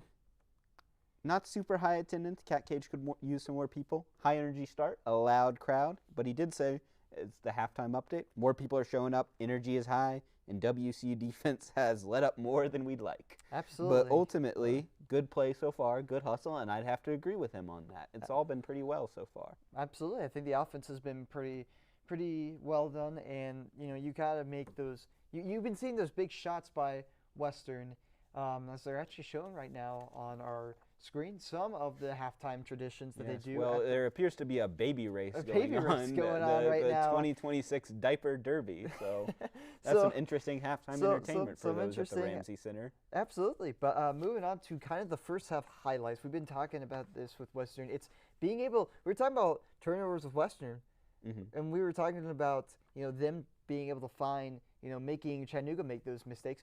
And we were actually seeing that. Yes, to start off the game, they really had several key turnovers to help them generate that early lead. Absolutely. I mean, I was kind of surprised by how well they, were able to kind of push Chattanooga back. And they were able to get those turnovers.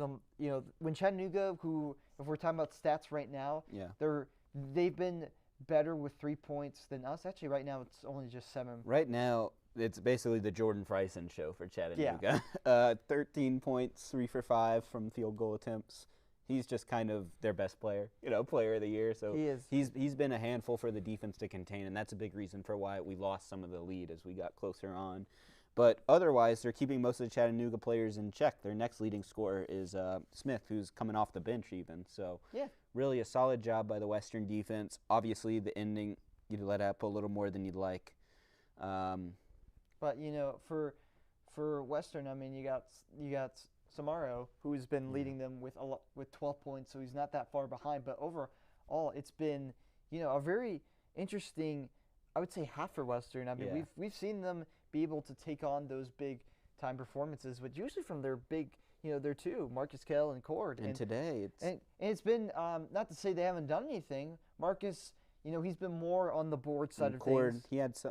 He's gone 2 for 8 from field goals, but he still has 9 points. But really, today's been the Julian Samaro show. Absolutely, he's been he's been the focal point so far. I think Kraft have seen that and has kind of made him that way. But 12 points, 5 for 9 from field goals. Absolutely, I mean, just overall, he's been making those big time shots. I mean. We've been seeing it from our big men as well, making those defensive plays. They're making sure to put pressure on, Chatty. Making sure they earn it has been a big thing too. At the end, they played a little bit, a little undisciplined ball, committing fouls. Maybe the refs could, bite down on their whistle a little bit and not blow it. But you gotta be careful. Like I said, when you're driving into the paint, fouls are likely to get called more often, especially against bigger size opponents. Yeah, but, and Chattanooga actually have severely had more free throws than us. They've had 11 free throws to our 6. And so they've made all of them. So it's been, not to say rough merchant, but it's a little bit. But we have out rebounded them 20-14. Absolutely, but for momentum wise, I would say it's weird because you could say Chattanooga's going into this kind of feeling confident that they went from being down by as much as I think 14 or 15 points. Yeah. And now they are within range of being in this game. But that's not to say that it's over for Western. They No. played strong. We still have the lead. Still have the lead. They need to kind of just play consistent, not come out of that game because there is that last half was a bit frustrating. I imagine. I was saying that both fan bases are probably frustrated. Frustrated. Western. Chattanooga is frustrated with the way they started, and Western is frustrated the way that they are kind of finishing the last half. Yeah, and when we look at the numbers from the 3-point line, Chattanooga's 6 for 16 and Western's 4 for 13. So really not that different. Both teams struggling from behind the arc. We hit some of the clutch ones. Some of the clutch, but we need to tighten up on those a little bit, or maybe just focus more on 2, since that seems to be what we're better at today. We got 16 points in the paint compared to their 8, and a lot of their points are just coming from these free throws, honestly. Yeah, a lot of them are. I mean, they are, when we talk about field goal percentage, I mean, right now Western is they have 35 shots compared to that to 25 for 46% field goals, and then compared to their 40%. Yes, obviously 3-pointing was always going to be a hard one to overcome. 30%, but not bad. Only 7% off of where Chatty is, and obviously Chad not having the greatest, or a great night game. A great night even shooting. They are missing those shots. Even I think the thing is Western's even giving them better looks, and they are not making those shots. Yeah. So a little fortunate, but we'll take it. We'll take any. Yeah, I mean, I think defense has to step up in the second half. Now that the lead's lost the cushion a little bit, you can't let Friesen go crazy on you, get some absurd stat line. You can't allow them to do that, and we've seen it. Obviously we've seen the Catamounts have this kind of start. We talked about it. Yeah, especially more recently against Citadel, and they've kind of let that go by them. But I believe they should be able to hold on to this momentum. We're talking about players' performance. A lot of that comes around. But Owen, I want to hear, who do you think is kind of going to shine out for Western? Well, Samaru's been the key player so far. He's been pretty efficient. I do think Cord's going to continue to at least get some free throw calls his way, because they have trouble not fouling him sometimes. But ultimately, I'm going to keep my eye on Samaru and how he's been playing. I would say the same thing. Samaru's been playing really well. You got to look out for Cord whenever he gets hot. Yeah, and obviously for Chattanooga, it's Friesen. It's Friesen, yes. There's obviously some other guys that can get in there, but so far they got to keep him contained. Yeah, they're doing a good job at. You got to keep rebounding. Keep rebounding, make them try to earn it. They clearly work best. Obviously, with free throws. I mean, 11 free throws is a lot. Yeah. We've only had 7. But miss opportunities. They gotta be careful. Western can't rush it, but Chatty to get. Well, you still need to play with some urgency. They do. The lead isn't what it was. It isn't what it was. But Chatty figured out that Western struggles against full court pressing, and they were doing that. It was causing Western to get discombobulated. So I'm curious if they keep that up, or if they slack off on it until they get closer to the end of the game. Maybe. We'll see. We'll see what happens with them, but. The keys to the second half is, making the plays when it matters the most. You don't need to take 3-pointers. You can get into the paint. Any points are good points. Any points are good points. I mean, the points are everything. But, defensively, they need to be more consistent. The first half, they were dominating. They were making Chattanooga really struggling to make a play, but until the last few minutes. But progress. But we'll see what they've drawn up once the half starts. Yes, we'll see what happens. Obviously, we talked about our players to watch. So I guess we'll move on to our final segment of the halftime report. Let's talk about kind of what we believe what will happen in this final half that will decide who wins this game. I have trouble believing that we get a lead that big again. I think this is going to be a close game, especially if Chattanooga keeps scoring at the pace they've been at. Obviously, Western can get hot like they did in that first quarter, but they cooled off a little bit. So I think we're going to end up with a closer score to our predictions. I probably don't think we're going to hit 80, but we'll see. We'll see what happens. Yeah, I believe we'll hopefully come out better than before. I'm a little scared. I hope. Chattanooga looks like they're kind of finding their way back to some sense, but we need to, keep that momentum that we had in the first start of the first half, and we kind of need to get going because Chattanooga was on a run earlier this game, and we were able to put on another run of our own and push that further. But Chattanooga kind of has that momentum going forward. We need to start strong. We need to make sure we are better, and I think it will be a close game, but I think we'll pull it out. So Okay. But yeah, that will do it for our halftime show. We are going to be back for the post-game show, so make With sure you Chats with Cats host with Alexander Hoffman. He'll be in the studio reporting on what he saw close up and sort of anything. We are about to start. I don't know if that's looks like they're still cleaning up the court a bit, so we'll be back at it. But you can check us out on WeTV.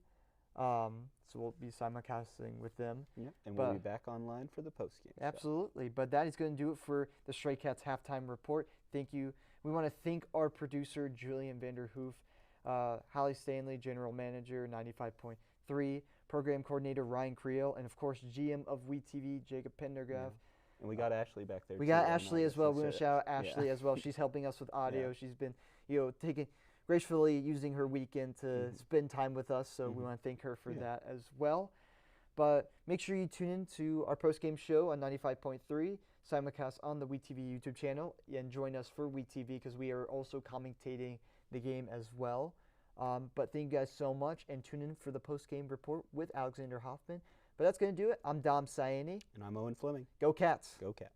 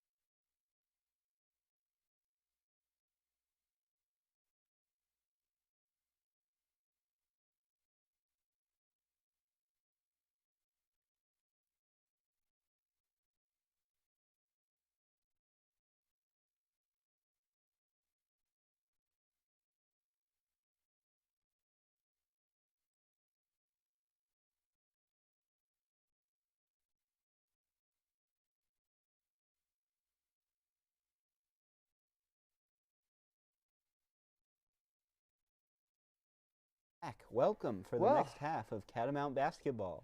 Yeah, we are back, and we're about to get things going here in the second half. Catamounts are looking to get things going here, but we got some SoCon news stuff here. Yeah. Baraka Okaji, we mentioned him earlier during the pregame show. 29-point career high in victory, and he averaged around 20 points for the whole week. Right now, the ETSU is actually the 14th seed in the whole tournament right now. Bracketology. Yeah, down. Well, obviously that would all come down to who wins the SoCon tournament. Yeah. And we were talking about, ETSU, Western beat ETSU. Yeah. So, we have a good shot to make the tournament as much as anybody right now. So, but we are gonna see how this team goes. I mean, obviously, we talked about in the halftime show. We expect, this to be a close game. But we got to pull it off. So yeah. I mean, they did pull off against ETSU. Chattanooga, it's an interesting team because they seem to mostly be carried by one player, but they're putting up a fight right now. We'll have to see how they respond. When we look around the SoCon, none of the other games for today have started. We've got ETSU Sanford, Mercer Youth NCG, Wofford Furman, Citadel we're the early game in this. Yeah, so we won't know where Western is going to end up in the standings until later tonight, really. We'll only know if they're going to be behind Chattanooga still or not. Yeah. But the most important thing is winning this game. Of course, got to focus on that.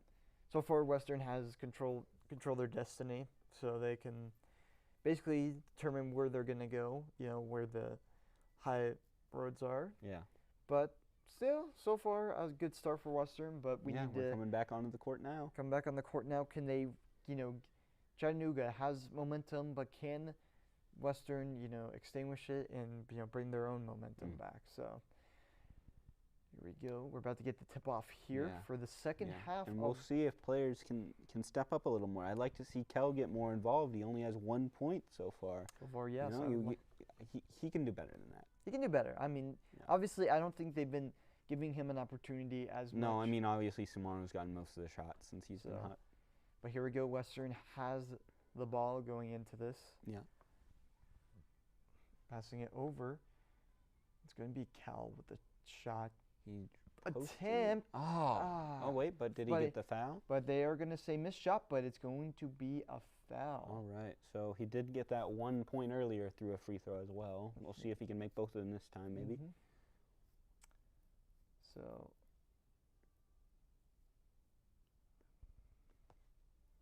Kel at the line, readying. Shoots the first one, and it's misses no good. it. Kel just struggling from the stripe, unfortunately. So unfortunately, it's been, you don't really expect that, but I mean. Well, you look at his free throw percentage, .694. And he misses another one. That's he misses them both. Well, those were short ones, too. Yeah. It wasn't like they knocked off. They were completely short. I mean, that's. Kel's a great player, but he's never been perfect from the line. No, he's never been perfect, so it's been a struggle a bit there, but that's that's going to be a shot. And it's but a rebound. That's going to be out of bounds. I think that's off of Chattanooga, or not off of us. Probably, it looks like it might be. Yeah. Or off rebound. It looks like there, but it looks like it will be. Yeah, it's their ball. It will be their ball, so they will keep possession here. Back over there, it looks they're trying to get a 3 ball here or set up something. Trying to press them up here. Yeah, I mean, Chattanooga's obviously has some urgency. They want to take the lead. Here, rolling. Some solid defense from Western. That's great defense. But it's going to be short. He was covered up there. Smothered by the trying to get the foul, I think. Trying to get something here. Takes a shot, but that's also blocked. A hard shot, but I mean, I'm not very. Tough hit, too. Tough hit, but an open from 3 is 0. Here, and that's a miss. No good, but they're rebounding another three. But it looks like there was a stoppage. Stoppage here, but it's going to be a foul, going to be called on Samaro. Yeah. I don't understand. Samaro is going to get a foul.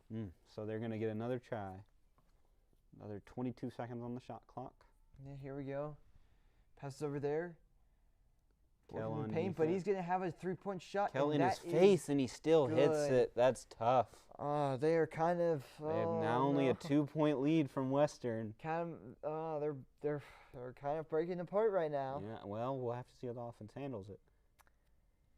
Well, tries to get some, but another block. Dang, they're putting clamps on Western a bit here. Oh, and a wide open interior layup, and that's a tie game. It goes from being a clear lead for Western to a tie instantly. It seems like Chattanooga, they found something at halftime. Found something at halftime, and Western needs to respond, but turnover. Oh my gosh, another turnover from Western.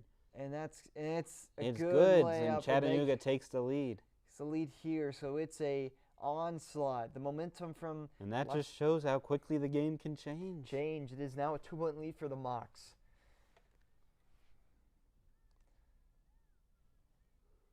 Trying to find Kel on the outside. They gotta get Samaru something driving here. in, and that's another block. Wow. They're a little. This big man, he's just all over the court at the moment. All over the court. I mean, that's the thing there. Oof. 6'9", Josh Bowman. He seems to be their primary defensive guy right now. Mm-hmm. Right now getting some free throws here to see if he... Samaro. To tie this game up. Samaro. He misses. Nothing going right for the Catamounts so far. The Catamounts have opportunities. They're just not capitalizing. The free throws, I mean, they're free. So you kind of can't get better than that. Hopefully, he can at least make this one. And it's a good shot there, so it's a 1-point lead for the Mocs. So Western at least, have it. They aren't down yet, but they have to get something. They got to do a defensive stop here. Yeah, they can't. And Fryson's obviously gonna be driving a lot. They got to be very careful. Here the.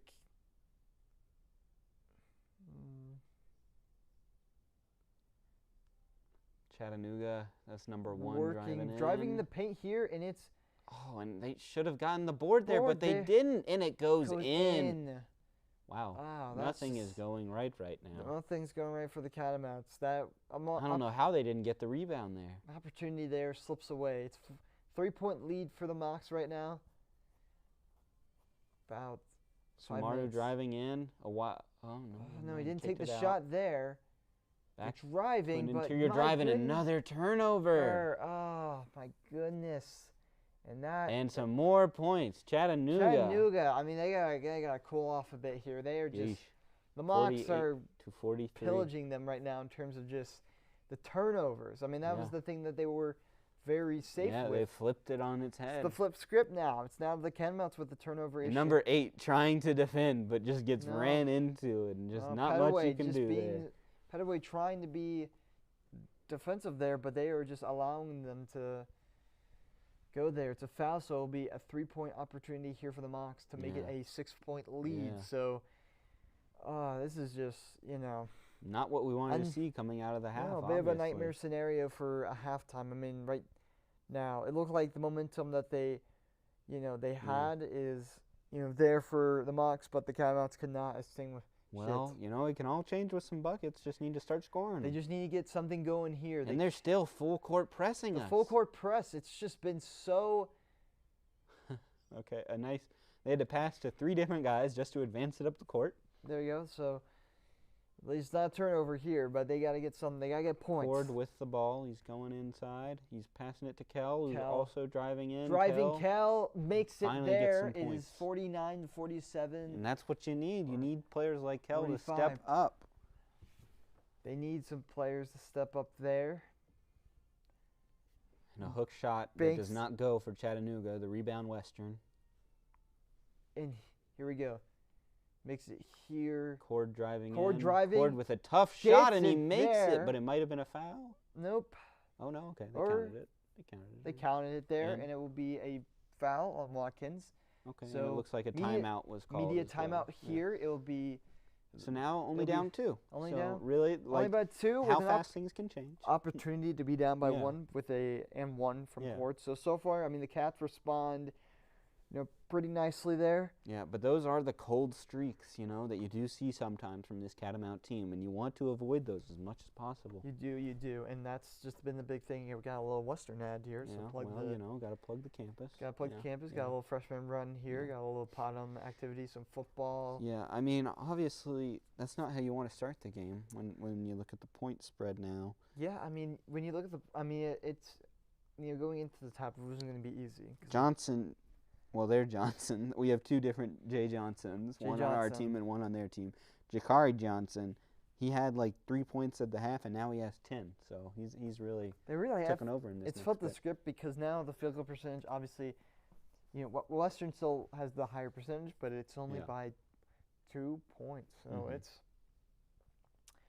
gonna be very important to get in there. A lot of the Mocs are having decent games. A lot of them are getting in there. It's going to be, the defenses and not committing those careless mistakes. Yeah. So full court pressing, I knew was going to be an issue, but you just got to be able to make it. So for sure.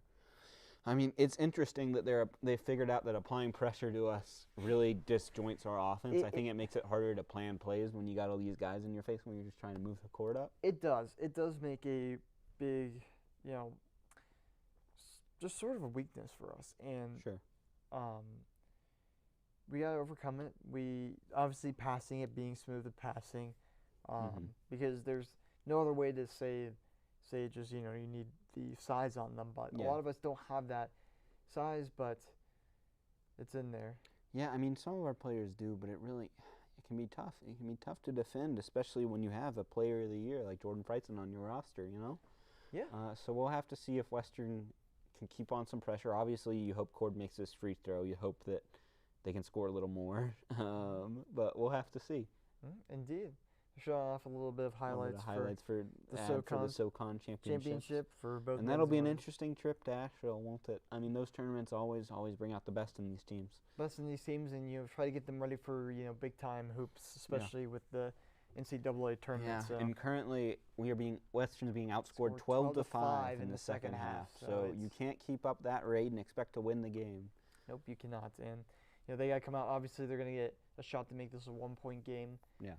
With a Cord free throw, but they're going to have to play defense and get a stop, because so far Chattanooga's been doing their way, and it's really cost us. Yeah. And that's not to say that we haven't been digging our own, our wounds are showing. Cord's at the line now.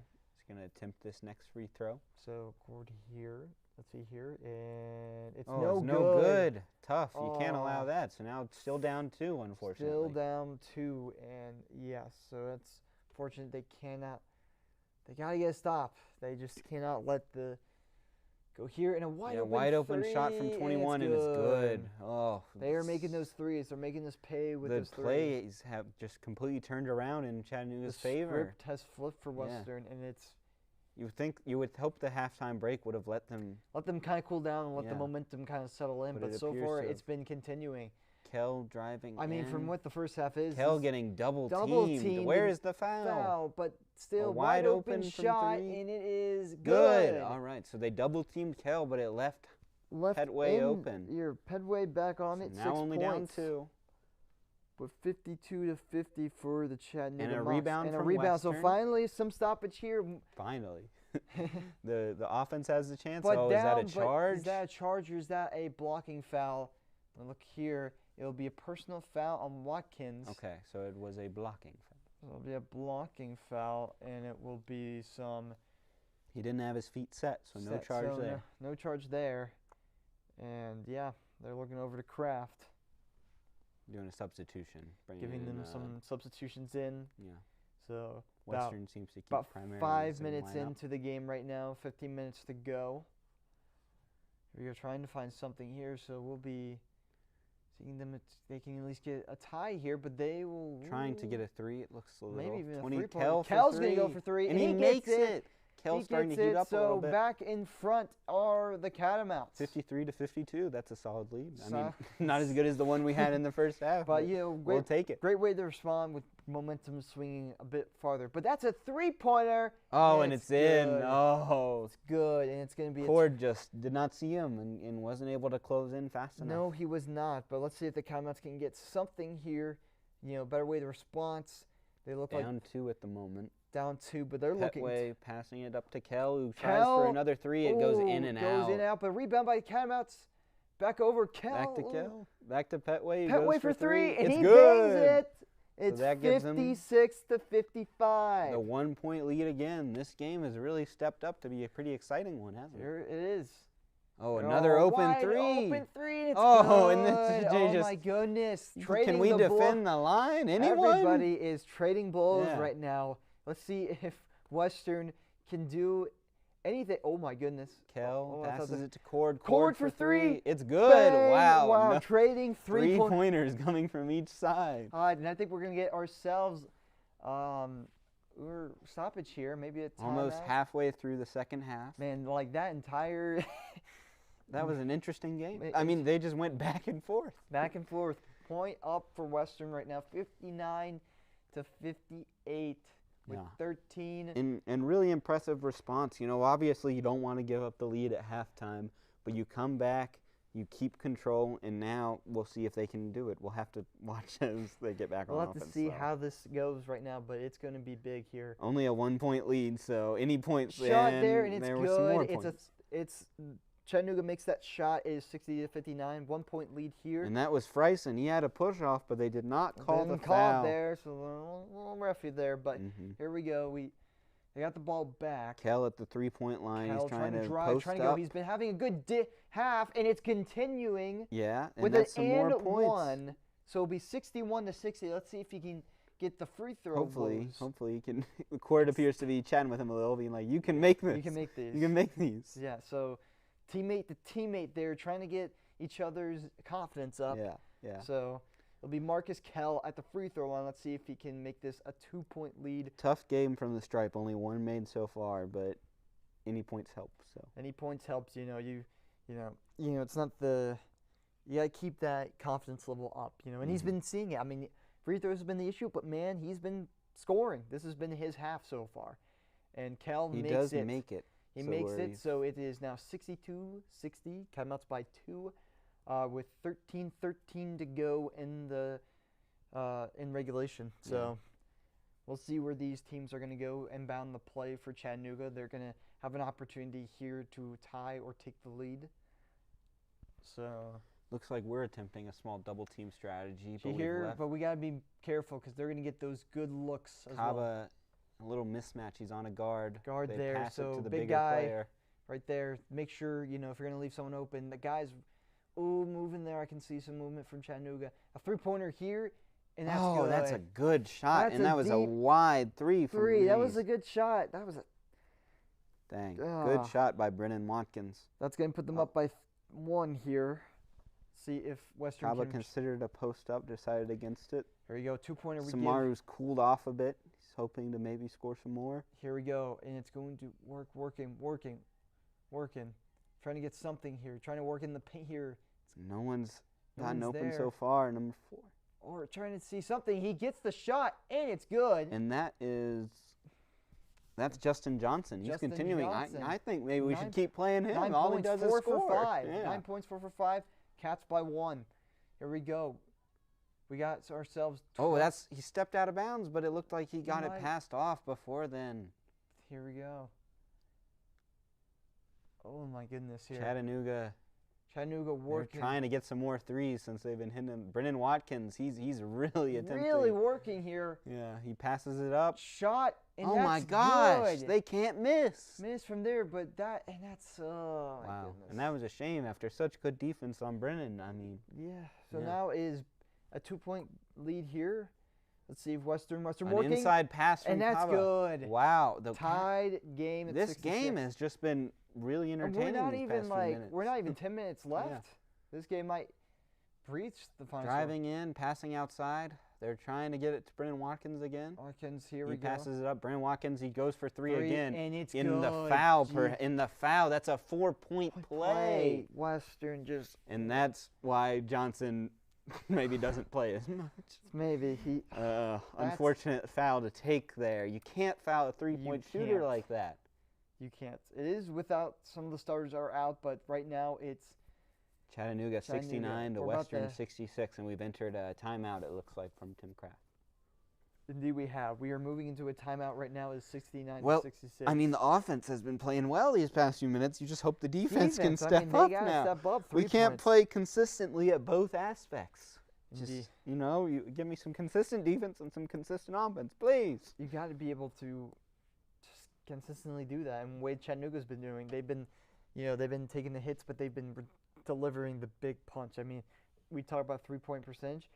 52%. Wow, right and now. that must just be from these past halves. Right now, and we're not doing too bad. 44. Yeah, 8 for 18. But they are just a point away from us for field goal percentage. And we did mention that their 3-point percentage was a lot better than ours. So this was a big weakness that you couldn't expect to last forever. Yes. So the consistency. So we're gonna have to see what Chattanooga can do, but we're gonna have to come out swinging as well. They're gonna have a 4-point. You're going to get another point opportunity here to make it maybe a 4-point lead. But, you got to play some good basketball. And, getting something here to create a momentum swing is going to be important. For sure. Especially with 11, 12 left to go. Yeah, I mean, we're entering the closing stages of this game. We'll have to see how the Cats respond. They've been clutch, but it's not been enough since Chattanooga's been responding in kind. Absolutely not. No, it's just been not enough for the Cats. They got to keep swinging. Defensively, they need to be better. It has been a struggle in this half for both sides, I would say. Mainly Western. Chattanooga in the first start of this was really, really smothering the offense before they finally awakened and have been going on this run. But it's It's anybody's game, realistically, but Chattanooga has the lead and has a bit more momentum, but Western can steal it away from them.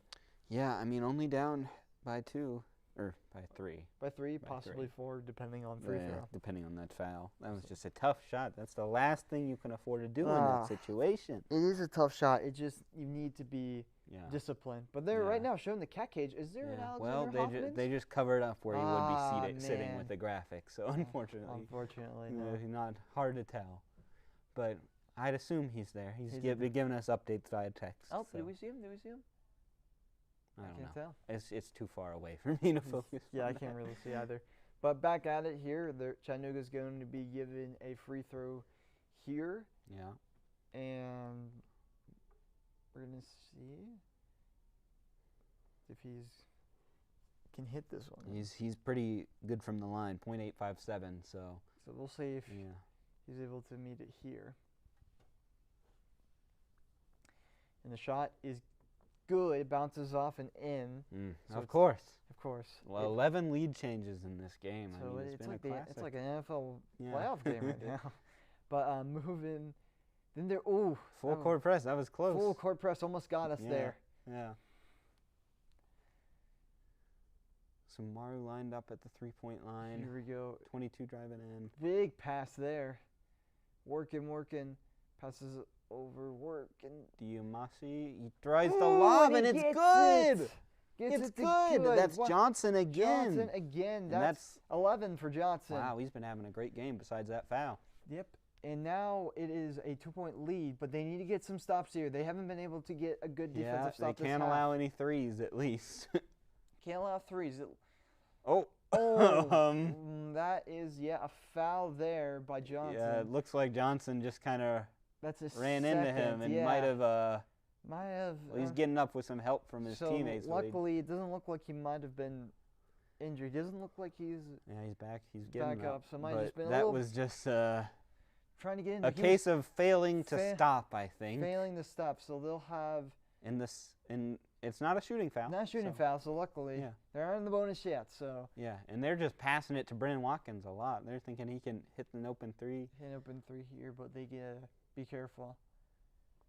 Johnson on defense. He gets mossed a little bit. Set Kaba. Kaba got shot over even though he's playing good defense. 72-68. We need a big time play here. Yeah, we need 2 some points. Any points. Good, but here's moving. Johnson. Back over. Wide open shot here. And that's good. It's good. It's good. From number 21, that's Smith. Smith getting himself on the board there. Tayshawn Smith. And that's out of bounds, but who are they going to call it? Looks like the Cats aren't happy with that call. Is it a turnover? It says so far turnover for last touch by the Mocs, maybe. Mocs, so it's going to be cat and mouse ball here. 9:33 to go, or 9:42. Down 1. Down 1 to go here. Cats will have the opportunity to take the lead again with any points. There it is. With 2 points. It's going to beat the scores I think we've both said. Yeah, that's true. And it is but a foul is going to should have been an and 1, unfortunately, but still, we'll take any fouls. But hey, 2 free throws going to come up, and the Cats are going to have an opportunity to take the lead. Yeah. I mean, they've been playing with heart. They've been staying in it. That's really all you can ask. Dumassier is going to get this shot, and this is going to be his attempts. .640 from the line, so not perfect by any means. Hopefully but he can make at least 1. Here we go. He gets the first one, so it's a tie game at 72. That puts them at 5. Mass substitutions for Chattanooga. They're going to be trying their best to not let any momentum here to begin by also Western. Just keeping their starting lineup fresh for the end of the game. For the end of the game here, it's going to be those opportunity to take the lead with this. Those crucial last 5 minutes is going to be here. But here goes. He gets it here. Western is back on top, 73-72. Now, can we have a multiple possession lead? It's gonna be a quick Probably question. not. 9:26 left in the second half. Within single digits. Within single digits here. They got to get a stop here. And that's that's a turnover if he can keep a hold of it, and he does. Here we go. The Cats have an opportunity here to get something. You don't need a 3 here, and that's Oh, a pass. a and wide that's a open slam dunk. By Kaba. Kava getting it Slamming there. it down. 75-72 Western. 9:07. Kaba's hype. We're The getting bench is ourselves hyped. immediate timeout. UTS is taking a timeout here. We'll be back here, And but that was a nice that's pass, a just leaving nice him wide pass. open. Great angles there. The guard in front of him was a short man and made a business decision. Made a business decision. He did not want to be.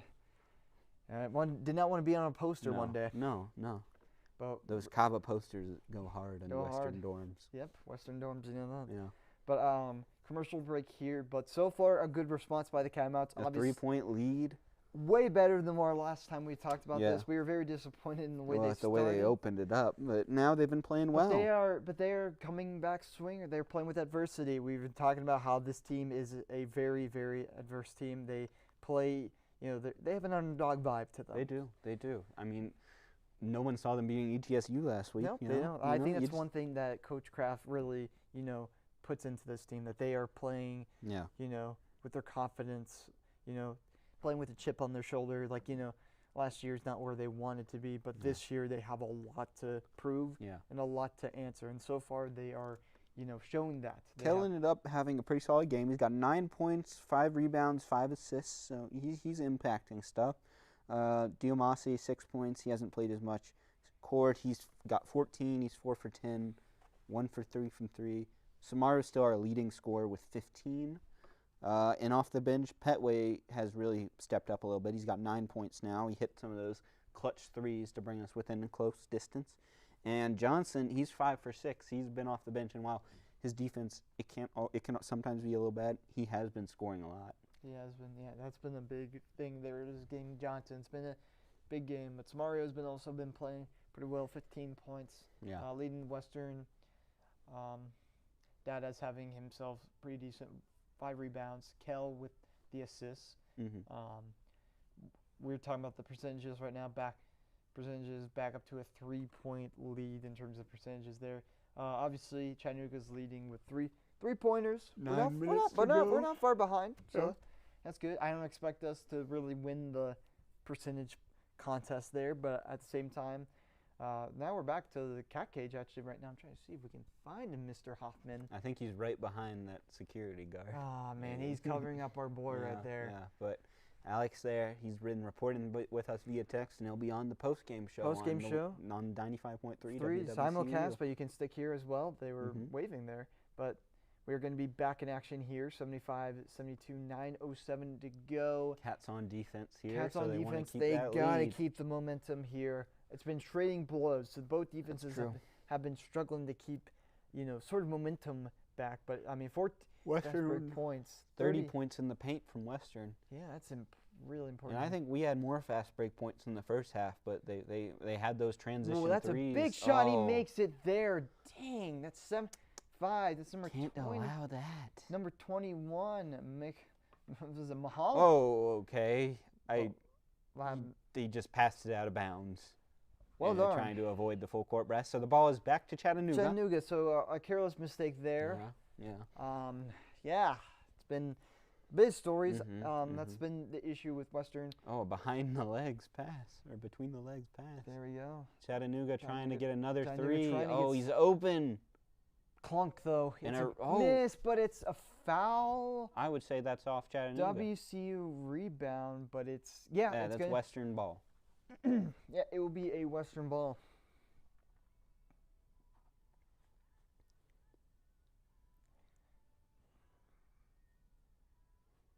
Here we go, inbound the play there. They're doing full court again here, but it looks like Western is responding with some very simple passes, something that you really have to do when you're full court passing. That's true. I mean, you can't do the out-of-bounds play. No, Western with an opportunity to take the lead. They're driving around. Driving, fake, back pass. Behind the back he's pass. Trying to get some space there, but it was going to be a hard shot there. Both players trying to jockeying, trying to drive in.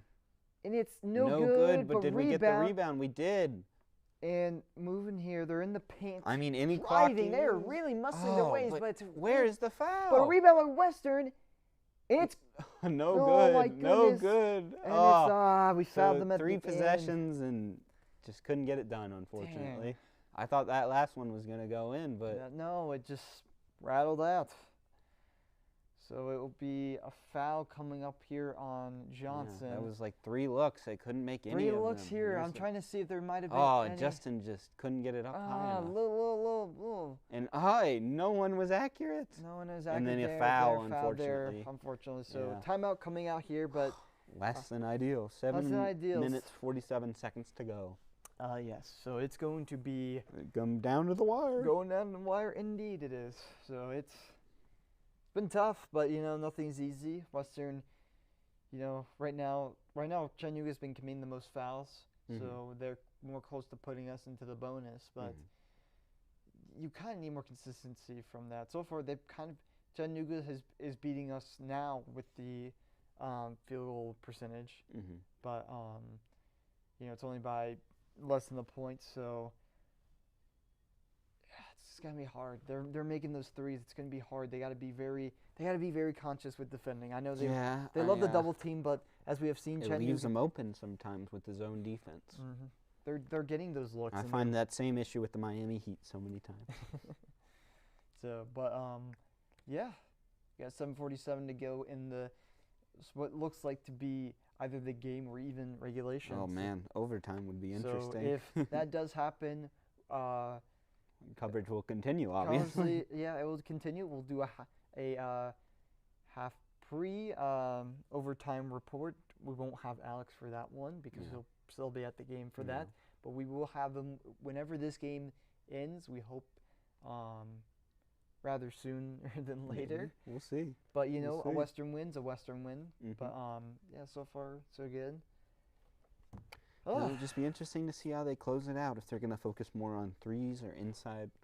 I mean, I'd say they definitely have more success driving in than they do with the three-pointers. But you have cases like that where you have 3 attempts and you still can't get it to go in the basket. No, absolutely. I mean, it's been a roller coaster of a game. I mean, Western, I thought they might have a shot at running away with this, and then obviously they were allowing Chattanooga to get back into it with fouls going against them. Yeah. We're back now, but just overall, Western needs to get back into this to finish this ride and claim this win, because it's gonna be tough there. We got some back in the game. Showing off some fans. Play. So we'll see what they got here. Still got Cord, Johnson. Dada's in as well. So a lot of the bench units still in. Not every starter. Not every back starter, in the game but I think yet. that's just to give them full rest for these next minutes of play here. They're gonna need it. Yeah. But inbound the play from Chattanooga. They're gonna be okay. They made it to half court, passing it there. They're trying to find a good look now, moving into the paint. The big 7-footer driving, and it's going to be a foul.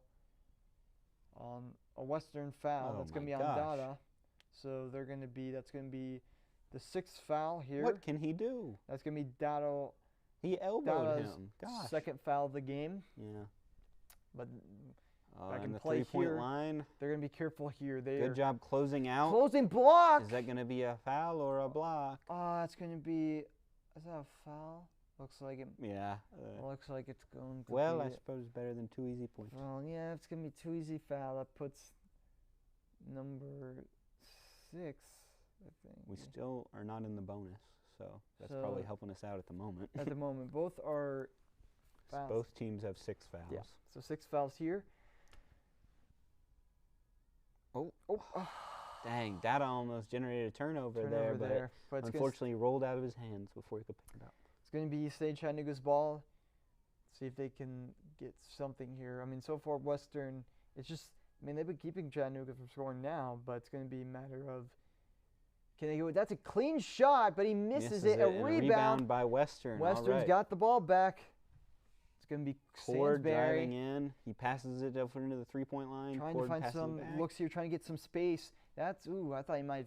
It seems they've just trying to get someone to get an open three. Get an open three there. Cord working. Cord is not going to. No good and no foul called. And it's going to be a rebound for Chattanooga. 6:53 left. Both teams after that offensive spell, they've cooled down a little bit. Cooled down a little bit here. Chattanooga working, Oh, and that's open an drive, but he easy doesn't. layup. But it looks like it didn't go in, so maybe a foul was called. It's a layup, though. Good layup. They're calling it a good layup, okay. so it's just going to be a no foul. They didn't call anything foul there, so that's Oh, did they call goaltender interference? maybe. Because it didn't go in. Oh, and just Johnson's been sat down. Sat down, so Johnson's going to get a little bit of cooling. He's been doing good today, but He's been good on offense. He struggled a little on the defensive a little bit on defense, so he's a little bit of a liability there. But he's luckily the offense has been paying off. So, but now they got to find a way to get back into this. Yeah, down by 2 now. Two, so they could take the lead or tie. Here we go. Cord at the 3-point Cord's line. taking his shot, and it's no good. Rebound. Just hitting the rim, but not Chattanooga's basketball gonna get the ball gods are back. not It's buying it. with 6:15 to go. Here we go. We need to get a stop here. You can't afford it. No, can't afford to give up a 3. Can't afford to give a 3. They're going to be driving. Foul baiting, clearly. Foul baiting a little bit, trying to get them to, commit those fouls. And they're going to take a shot here, and that one's good too. Oof. Oof, it's a Chattanooga's 4-point starting lead. to turn things on. Western's got to get something going. They got to get something going here. They got to find anything of an offense here. Working here, trying to get something, just anything. They're smothering them in the paint a bit. You got to be careful and not cause up a miss. Dada passing it up. Passing it up Kel. there. Kel working. Kel working. Posting up. Posting. Not Shot over there. Open He's going to have a shot here, but it's Cord off. can't hit the rebound and some points. Chattanooga player frustrated there, throwing down the ball after getting scored on by Thought Dada. he had maybe the rebound there, but now it's going to be big time steps here because they can't afford anything.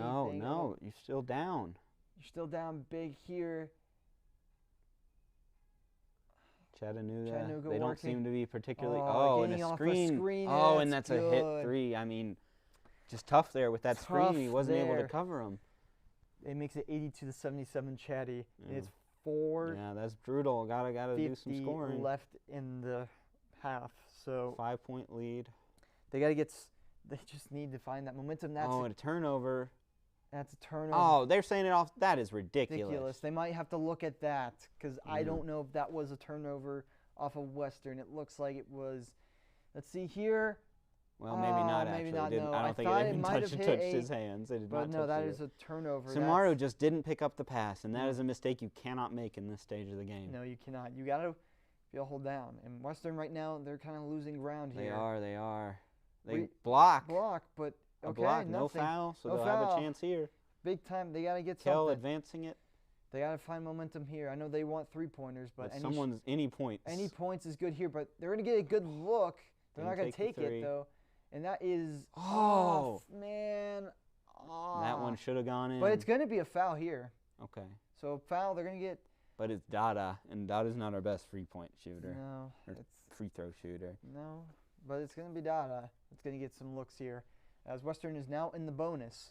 So Western. Well, he's 8-5-2 from the line, actually. So he's not bad. He's not bad. He's so Dada has a shot here to make it minimum 3. Make it a 3-point. Most 3-point game, but he has to make both of his shots here.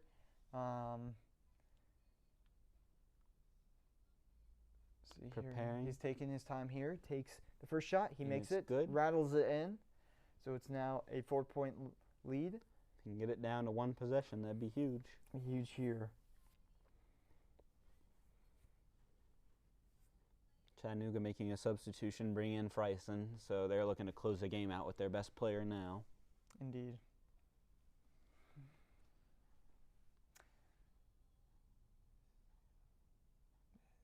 Dada shoots a second. No good. Oh, that's tough. That's tough there. It makes it a 4-point lead. So just out of reverse You can't allow another 3 or anything like that. You can't. You got to get a stop. And Chattanooga playing with some pace here, trying to score. Pacing, running. Another turnover. Turnover for. Oh no! Oh my goodness! But the ball was off. But it's going to be Chatty's ball. And that's a shame. It looked like Cord dribbled it off his own foot or something. That is unfortunate. It's going to be immediate timeout here for Western. About 3:56 to go. And they just got to handle the ball. They can't give up easy possessions like that. It's ridiculous. It's ridiculous there. They got to be able to play strong because right now they are getting owned by that. So. Yeah, I mean, you've got to keep a hand on your own passes. It's that simple. It is that simple, and I just do not know.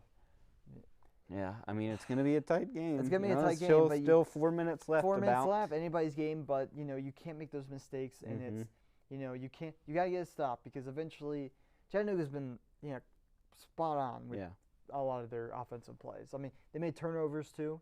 True. But we haven't capitalized on those, and that's the biggest thing. So, but we are right now in a commercial break, 82-78 Chattanooga with 3:59 to go in the second half, barring overtime. But it's been a good game. We can say that. We got to get ourselves a really good game here. We were hoping that we weren't going to be sitting here. It hasn't been a bad game to commentate. I've had a lovely time. Quite a lovely time. Yeah. Saturday here in Colloy in the Ket studio. So. Yeah, I mean, we'll have to see how they close it out to really make a call on how the game ultimately went. But they played well. They played well. They played pretty well. And they've played close in all these games they've lost. They keep it tight. And they keep it tight. They're not. We can never just get a nice blowout win. It's always got to be stressful. The heartbeat has to be up. Yeah. So. But I mean, it's all going to come down to these last few minutes, and ultimately, it'll be interesting because next we play VMI, so that's the bottom of the and conference then our next Straight Cats game will be against VMI. Yeah. So. Well, we play Mercer next actually, so that'll be a harder game. They're 11-7. That's an away game. Our next home game is VMI. Person right now, he has 17 points, 5 for 5 from the free throw line. That's their 5 best for 8. player. Yeah. And that's obviously who they'll be looking to. So Catamount defense going to have to contain them. It's going to be very important to just contain these guys, to make them, force these shots. Both teams still have plenty of timeouts left. Chattanooga with 2 and Western with 3. So we'll see when they decide to make use of those. Both are in the bonuses as well. So be careful with your fouls because you're going to probably be giving up points. Chattanooga. Fryson is bringing it up, trying to blow by him. Work in there. They got to be careful. Paint foul is called here. Dada. Bruh. Seems to be called here. I don't know what they're seeing here. He's just trying to play defense. Can't play defense anymore, man. And that's a shooting foul, too. That's ridiculous. Yeah. Well, it's a bonus, so it's going to be, regardless of the foul, it's going to be a free throws here coming up for the Mocs. He makes the first one. No misses, no biscuits so far today. No far. Yep. I know people have been more watching the three-point. How is that a foul, man? He plays close defense and he gets called. I really don't know what you can do there. I don't know either. That's just not a good call there by the refs. So down 2 possessions now.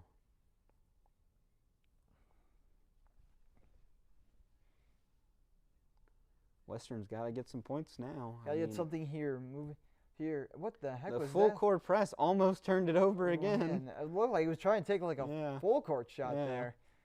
I was getting really scared there. I was like, oh my goodness, don't tell me we're. So Maru driving. They're trying to find a 3 cord. Getting thought about it. Passed it up. Passed it up. Back over. No one has gotten open really. Nope. Working, trying to get the shot off. That's no good. What was that, a foul? It is going to be a personal foul on Darren. Okay. So some free throws coming up for the Catamouts here. So it'll still be a 2-possession game. 2-possession game, but still a ton of time left for the Catamouts. It's going to be make or break here for these last 3 minutes and 23 seconds.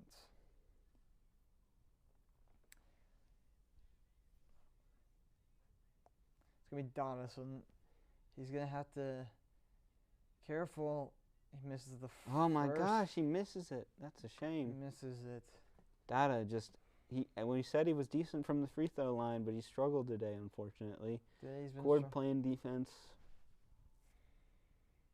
Working. Fryson driving his way inside, passing it up, open careful. 3, don't foul. Okay, air ball here, but he got the rebound, but it's going to be out of bounds.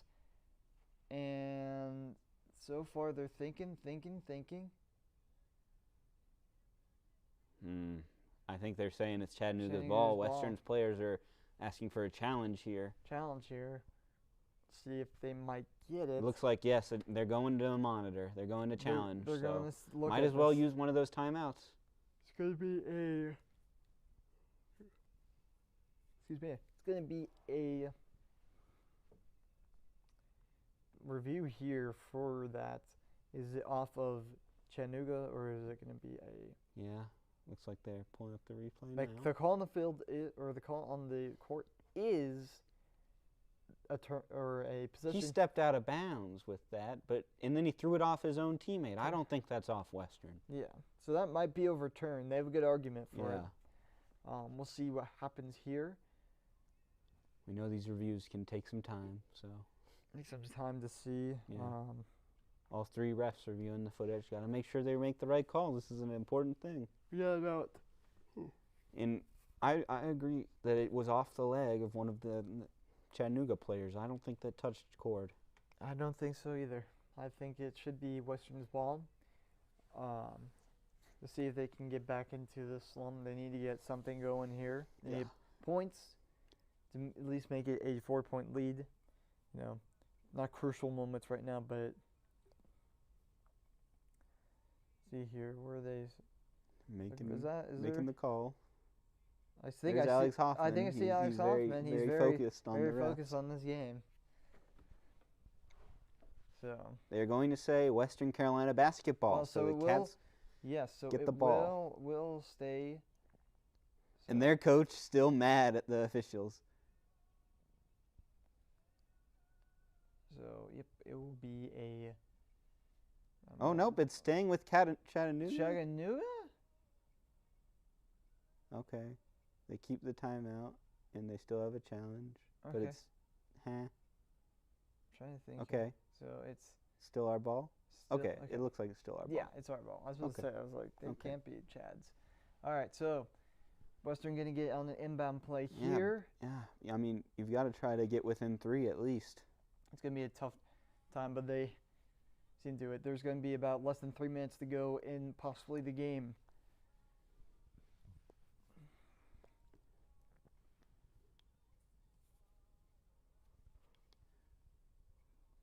Driving in.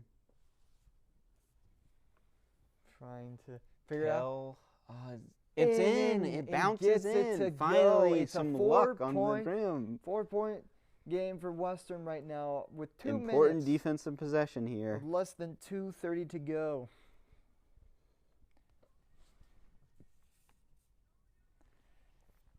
There we go. Working here. He's driving in. It bounced misses, off. But a foul. Oh, late whistle. Dada again.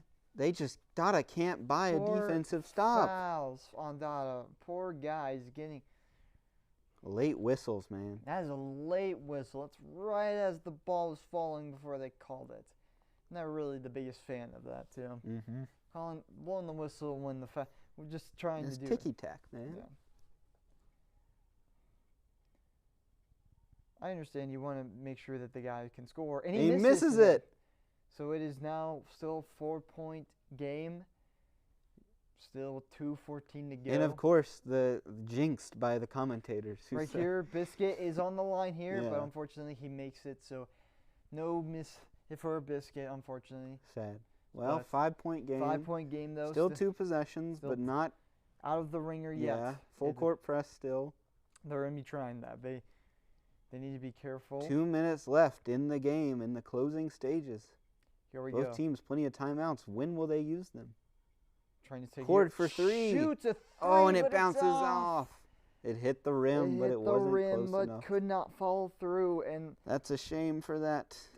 Less than 2 minutes to go. It's going to be crunch time here. Chattanooga, if they get a shot, it might be. They're going to play aggressive. It might be over, but a timeout might be taken here. It's going to be by Chattanooga. We're going to get a timeout. And that was a shame. I mean, that was the shot.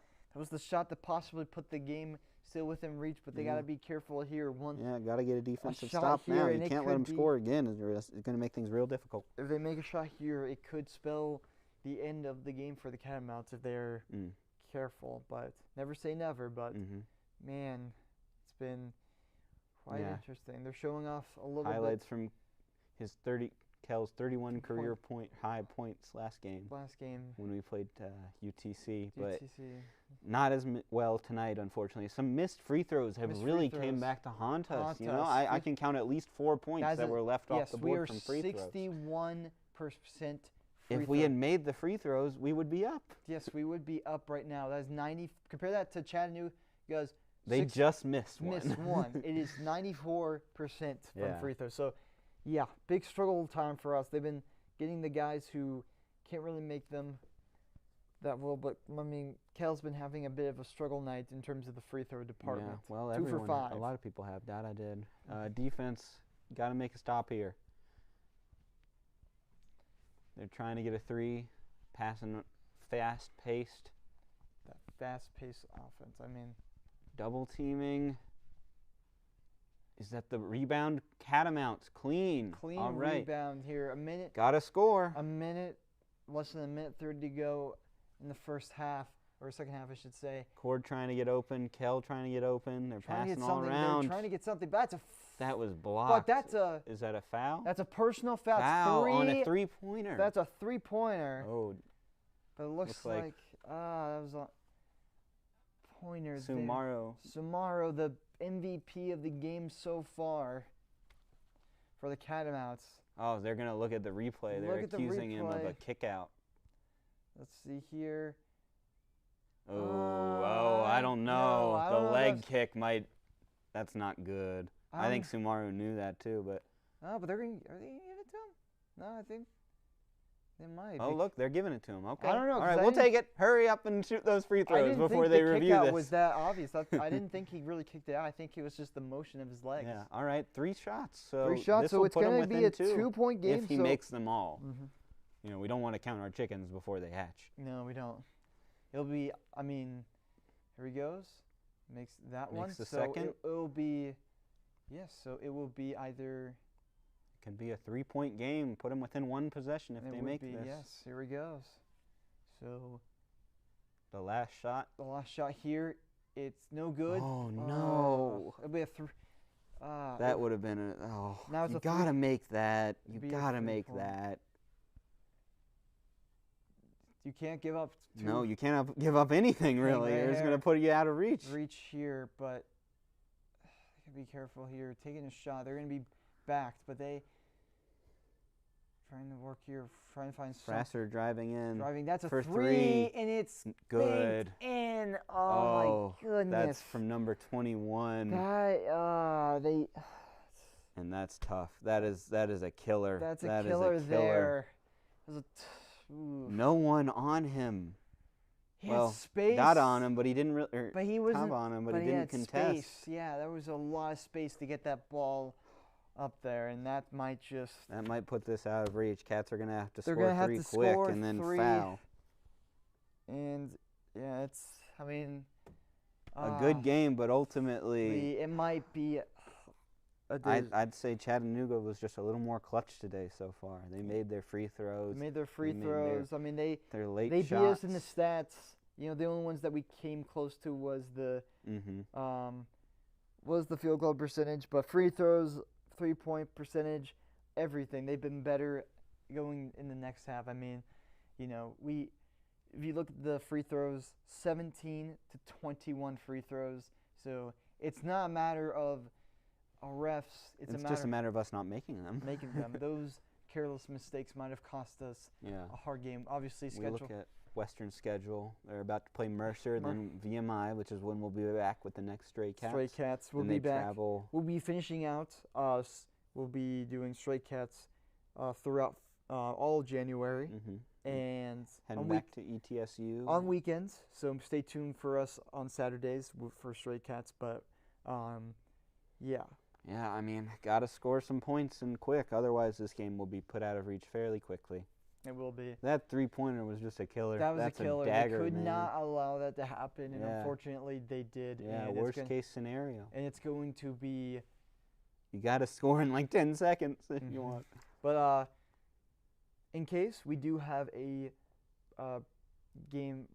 post-game show where Alexander Hoffman. We will have a post-game show. Yeah, we will have a post-game post-game show, barring any miracle. 64% from the field goals for Chattanooga this half and 54% for Western Carolina. So just the lack of efficiency. And trying to get it there, And it's but no rebound. good. Got the rebound. But they got the rebound. They got to get something going here. They're not going to have for three. Three, and that's off. Rebound. And, who's got the ball? It's I back over. It's a behind the back. trying to Samaro get got it something, again, Samaro, and he but just can't. He had every opportunity. But it's back. Cord for three. For something. No. It's no good. And that killed it. I mean, they're gonna foul, but that is tough. You just took so much time off the clock and you didn't score any. They had opportunities there, but they could not finish it. And several attempts. It's gonna be a defensive performance that's gonna do the Cats. Yeah. Unfortunately, after a strong first half, they couldn't quite keep up with Chattanooga. Nope. That's gonna. Unfortunately, the momentum. It didn't show up for us here. Yeah, and that's just the bipolarness of this team sometimes, you know? I mean, it goes from beating the #1 seed to struggling against Chattanooga. Yes. It's going to be into no biscuits. And they make the first free throw. So no biscuits. So no silver lining and everything. So I think our guy is going to be on his way now. Yeah, and we'll take a quick break after this to hydrate, get prepared for the post game, and then we'll be back on 95.3 to simulcasting to do simulcasting. Being joined by Chats with Cats. So Cats trying to get some early points. Hoffman, so it goes in. Well, I don't even think it did actually. But that's going to do it for our coverage of the Cats play-by-play. 90-82 is the final score. The Cats are now 6-11 with a 2-4 conference record. Chattanooga 9-10 with a 3-3 conference record. So for the Knox, they get something to go in. And the 150th career win for the Knox head coach. So a great game from Chattanooga. They came back in the second half. They played pretty well. While we did have that offensive stretch, it wasn't enough. It wasn't enough. No, the defense for Chattanooga knew how to play it when it mattered most, but our offense just could not. Our defense mainly just could not keep up and give us those crucial starts. Well, that's going to do it for our WeTV play-by-play coverage. Alexander Hoffman will be on his way to talk about the final game. You can find that out. You can stay put here. Stay tuned or check out the radio. The radio Either station. will be back in just a little bit. Yep, absolutely. We will see you then. Go Cats. Go Cats.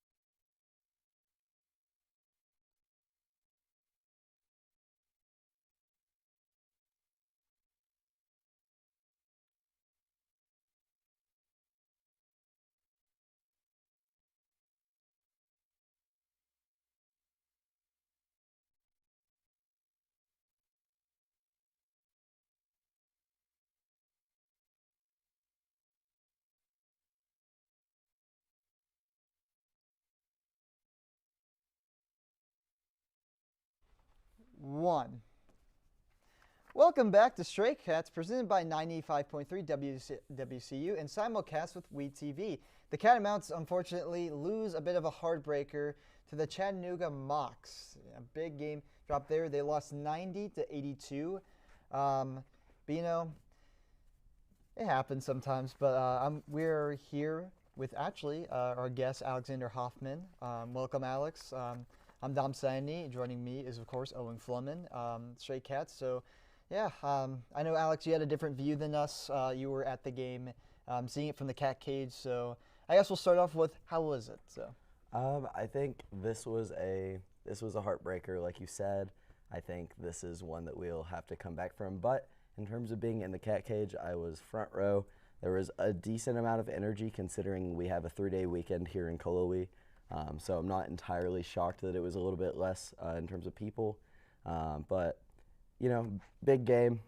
This could have been a back-to-back win for us, but you know, doesn't always happen that way. No, it doesn't always happen, unfortunately. That was kind of, I thought if they get this one, they would kind of, you know, catch that moment. I mean, the first half they played almost perfectly until the end. So, but that's not to say we didn't see some great players. We saw a lot of things. Owen, I know you in particular saw some players stick out, so kind of highlight that. Yeah, well, Samaru had a pretty great game. He started out really hot for us. I think he had around 17 points in the game. Yeah, but he was probably our best offensive player tonight, I'd say. Cord, he had a decent game as well, but a lot of his points came from free throws, and he struggled a little bit with actually shooting from the field. Overall, I think Samaru had the best game today. Kel, he started off slow, but he did actually have quite an impact by the end of it, I think. And then I would also like to shout out Justin Johnson, who only played 15 minutes, but he had 11 points and was one of our best offensive pieces today. Yeah, he was pretty solid on there. I know, like, the biggest takeaway here is the defensive Unfortunately, there was not a whole lot of defensive stops. We started off really well and got turnovers, and we're really making them, you know, kind of like, I don't know, like closing in on them. And then the second half was the total opposite. Our defense could not find, you know, stop to save their life, and it cost us. The 3-pointers were going down. Once Chattanooga found their spark, they could not be put out. Yeah, they ended up hitting over 52% of their 3-pointers today, and we hit 36 of ours. So yeah, that was a big difference. It's interesting, but and it also, a big part of this was unfortunately the free throw line, because they went 95% from the line. They only missed one, and we went 62% from the line. So if we had just made our free throws, we might still be in the lead, unfortunately. But it does go like that sometimes. It does. Yeah. It does. But I mean, we were talking about different matchups, but overall, I don't even think it was like a matchup thing. It was just mainly like, we had our best guys at the best moments, but it just couldn't follow through on that. Yeah. Yeah. Alex, what did you think of the first half play and how the styles kind of differed once we got into the second half? I think it's kind of like you said, it's pretty clear that we were really on top of defense for the first half, and especially for, I'd say, probably the first 15 minutes. The last 5 minutes is where we started to let up a lot of points, and that's where the lead actually, And at the start of the second half, they also had a little bit of a trouble. But yeah, I'd say that the second half, and I guess not so much the last 5 minutes of the first half, but the second half was way less focused on defense, but they were heavily focusing on offense, which is where that big back-to-back of threes just constantly. And that was fun. You know, it was a fun game ultimately. It was a fun game. I was pretty happy that we weren't going to cover for the first basketball coverage. That wasn't going to be like a blowout. I love a win, but yeah. So big swing moments. Obviously, we talked about that momentum going into the second half. Like, we kind of saw it, but we really were thinking that WCU can at least try to avoid disaster. And unfortunately, like, once the second half started, the Mocs came out swinging, and it felt like two different teams came out of the half. Like, Western seemed like the team that was, still going into the half, like struggling, turning over, and committing fouls. Yeah. And they also just, they got a lot of rebounds, but They did. half of those were offensive rebounds, which were just off of their own misses, unfortunately. Sometimes those led to scores, but a lot of times, especially in that those last few minutes, they would get the ball back, they'd have a chance to shoot, they would miss, they'd grab it again, try again, still miss. And that's just unfortunately how they lost the game, which happens. Sometimes It happens. I mean, I understand. It's Yeah. It's not a perfect sport, but at the same time, you can't make those mistakes. And Chattanooga caught fire, and unfortunately, Western just could not catch anything. And I mean, their offense played pretty well at the end of the game. I mean, we don't usually score 80 points. No, it doesn't. It's not like that. But then again, letting up 90 is going to be the biggest issue. Yeah. It's almost like we're seeing parallels between them and the football team a bit. So allowing a little too much points there. But obviously, going forward to the next games, which will be VMI Mercer first. The next home game that we'll be talking about, but we Yeah. got Mercer this Wednesday. It's going to be a big matchup, a big SoCon matchup. We're going to have to see a ton of improvement from them. Especially against that player who just won Player of the Week. Yeah, that we mentioned earlier. Mercer's got a stud on that team. It's going to be a big one. If that would be a big time win for Western to get that in the middle of the season and to go into the VMI game, which they have better odds of winning, I will say. But nothing is guaranteed. But what are your guys' thoughts on that? I think Mercer will be a tough beat.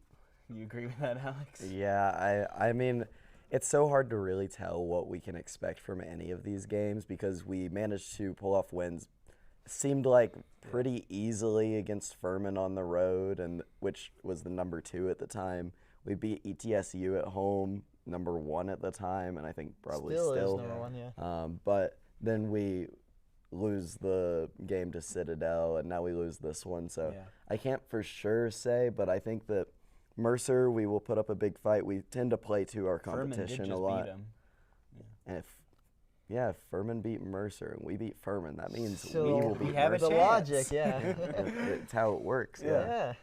I'm a lot more hopeful for our next home game than I am for the road game against I do really hope Mercer. we win. We beat VMI. Again, Citadel Nothing beat is us, so, guaranteed. you know, Well, at least they're playing And here. then we'll go back to ETSU for a rematch. beat them again. So hopefully we get that stuff going. But obviously, I mean, things that we need to see improving on, I think it's just consistency. Starting off hot and finishing hot, like that's just the thing. It's like I get it's a good opponent, but at the same time, when you come out dominating, you can't let up. And I think that's the thing. Once they full court press, we should have, because I saw at the end that they were dealing with the full court press way better than they were once they started to do them. They were passing it clean. Well, they were thrown off a little by how early they deployed that, I think. Yeah, there's only typically one other team in the SoCon that goes for full court presses that quickly, and it's Samford. So seeing it from Chattanooga, I think, is a little off-putting. But Tajon, to his credit, was doing really well at dealing with that and passing the ball away and not letting them get to him.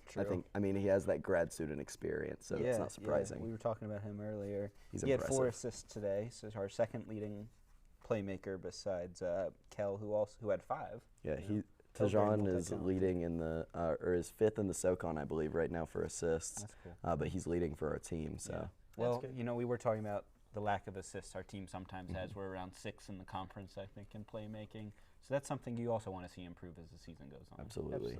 You also want to see better three-point percentage. Obviously, against probably one of the better three-point percentage, it's going to be hard. But I mean, That might just be an issue with development of our personnel, I That's- think, that because might be a we're thing. last in the conference right now. You got to give them some time to see. Which is interesting when we have players like Cord Stansberry who can pretty constantly shoot his threes. Yeah, but it's just. But then at the the end, team around them, a lot of our bench guys aren't gotta the best be- three-point shooters. yeah, today a couple of them were getting big Yeah, threes. Tayshawn Smith. Yeah, and Johnson was really good. Johnson too. was so good today. He was hot for about 5 minutes straight. And he got us. He had a good point where he was like single-handedly keeping us in he it. was basically keeping us in Yeah. the game. I mean, that's the thing. Also, the points were it's the easiest. I mean, 61% free throw percentage is unfortunately not going to win you games compared to where Chattanooga didn't have as many free throw opportunities like we did, but they were 94. They were nearly perfect on the free throws. So it's going to be those careless mistakes and those, it's the small things that really matter. And I think Western in these next couple of games is going to have to really dial in and make sure they don't make those mistakes. They weren't turning over the ball as much, which I was just a bit surprised because we know this team is a little turnover prone sometimes, but this game they weren't like that as bad. But then again, the defense was not on their A game in the second half, and that really didn't make Western, and it forced them to kind of like find ways to score. I mean, they were taking tough shots, making some of them. So it's going to be a battle next week's game against Mercer and even VMI. Nothing's guaranteed as we know it, but let's hope they can go 2 for 2 for the week. But other than that, that will do it for that. But we're actually going to do our first basketball edition of Player of the Game. I think all three of us can share the same one, I think, right? Yeah, I think I would put Samaru as mine. Samaru? Okay, interesting. Well, I probably would have said Johnson, You go but I think But he Samaru didn't also. play as much. you True. know. I think if they played him more, Yeah. he could have had Yeah. it. Samaru, I'll agree. Yeah, Samaru. Samaru. Yeah. I would say the same thing. I mean, Samaru had a good game. Johnson as well. Like, they can be 1 and 2. Yeah. Interchangeable, but I think those two would be definitely players of the game. But moving on, we're going to hear our final thoughts about the Cats. I think most of us are just, like, really hoping for growth. They're going to be playing against a hard opponent against Mercer, but then they're going to get a more relaxed, I would say, opponent against VMI. But nothing's guaranteed as we know it. But that will, in fact, do it for the post-game show. You can catch us next Saturday when we will do the VMI game right here. Is that a doubleheader game? It's a doubleheader, so we need students to be there in Students the to be student there. section. We will be covering that doubleheader, so we'll be talking some women's basketball as well. So, get your popcorn ready. We'll be here doing play-by-play and the post-game and all the game shows. But that's going to do it for today's edition of the Straight Cats. Before we go off the air, we want to thank our producer, Julian Vanderhoof, as well as our general manager for 95.3, Hallie Stanley. Sorry, Hallie. Our program coordinator, Ryan Creel, and GM of WeTV, Jacob Pendergraph, as well as Ashley helping us out today with the audio board. But thank you, gentlemen, as well for doing this program. I'm Dom Saini.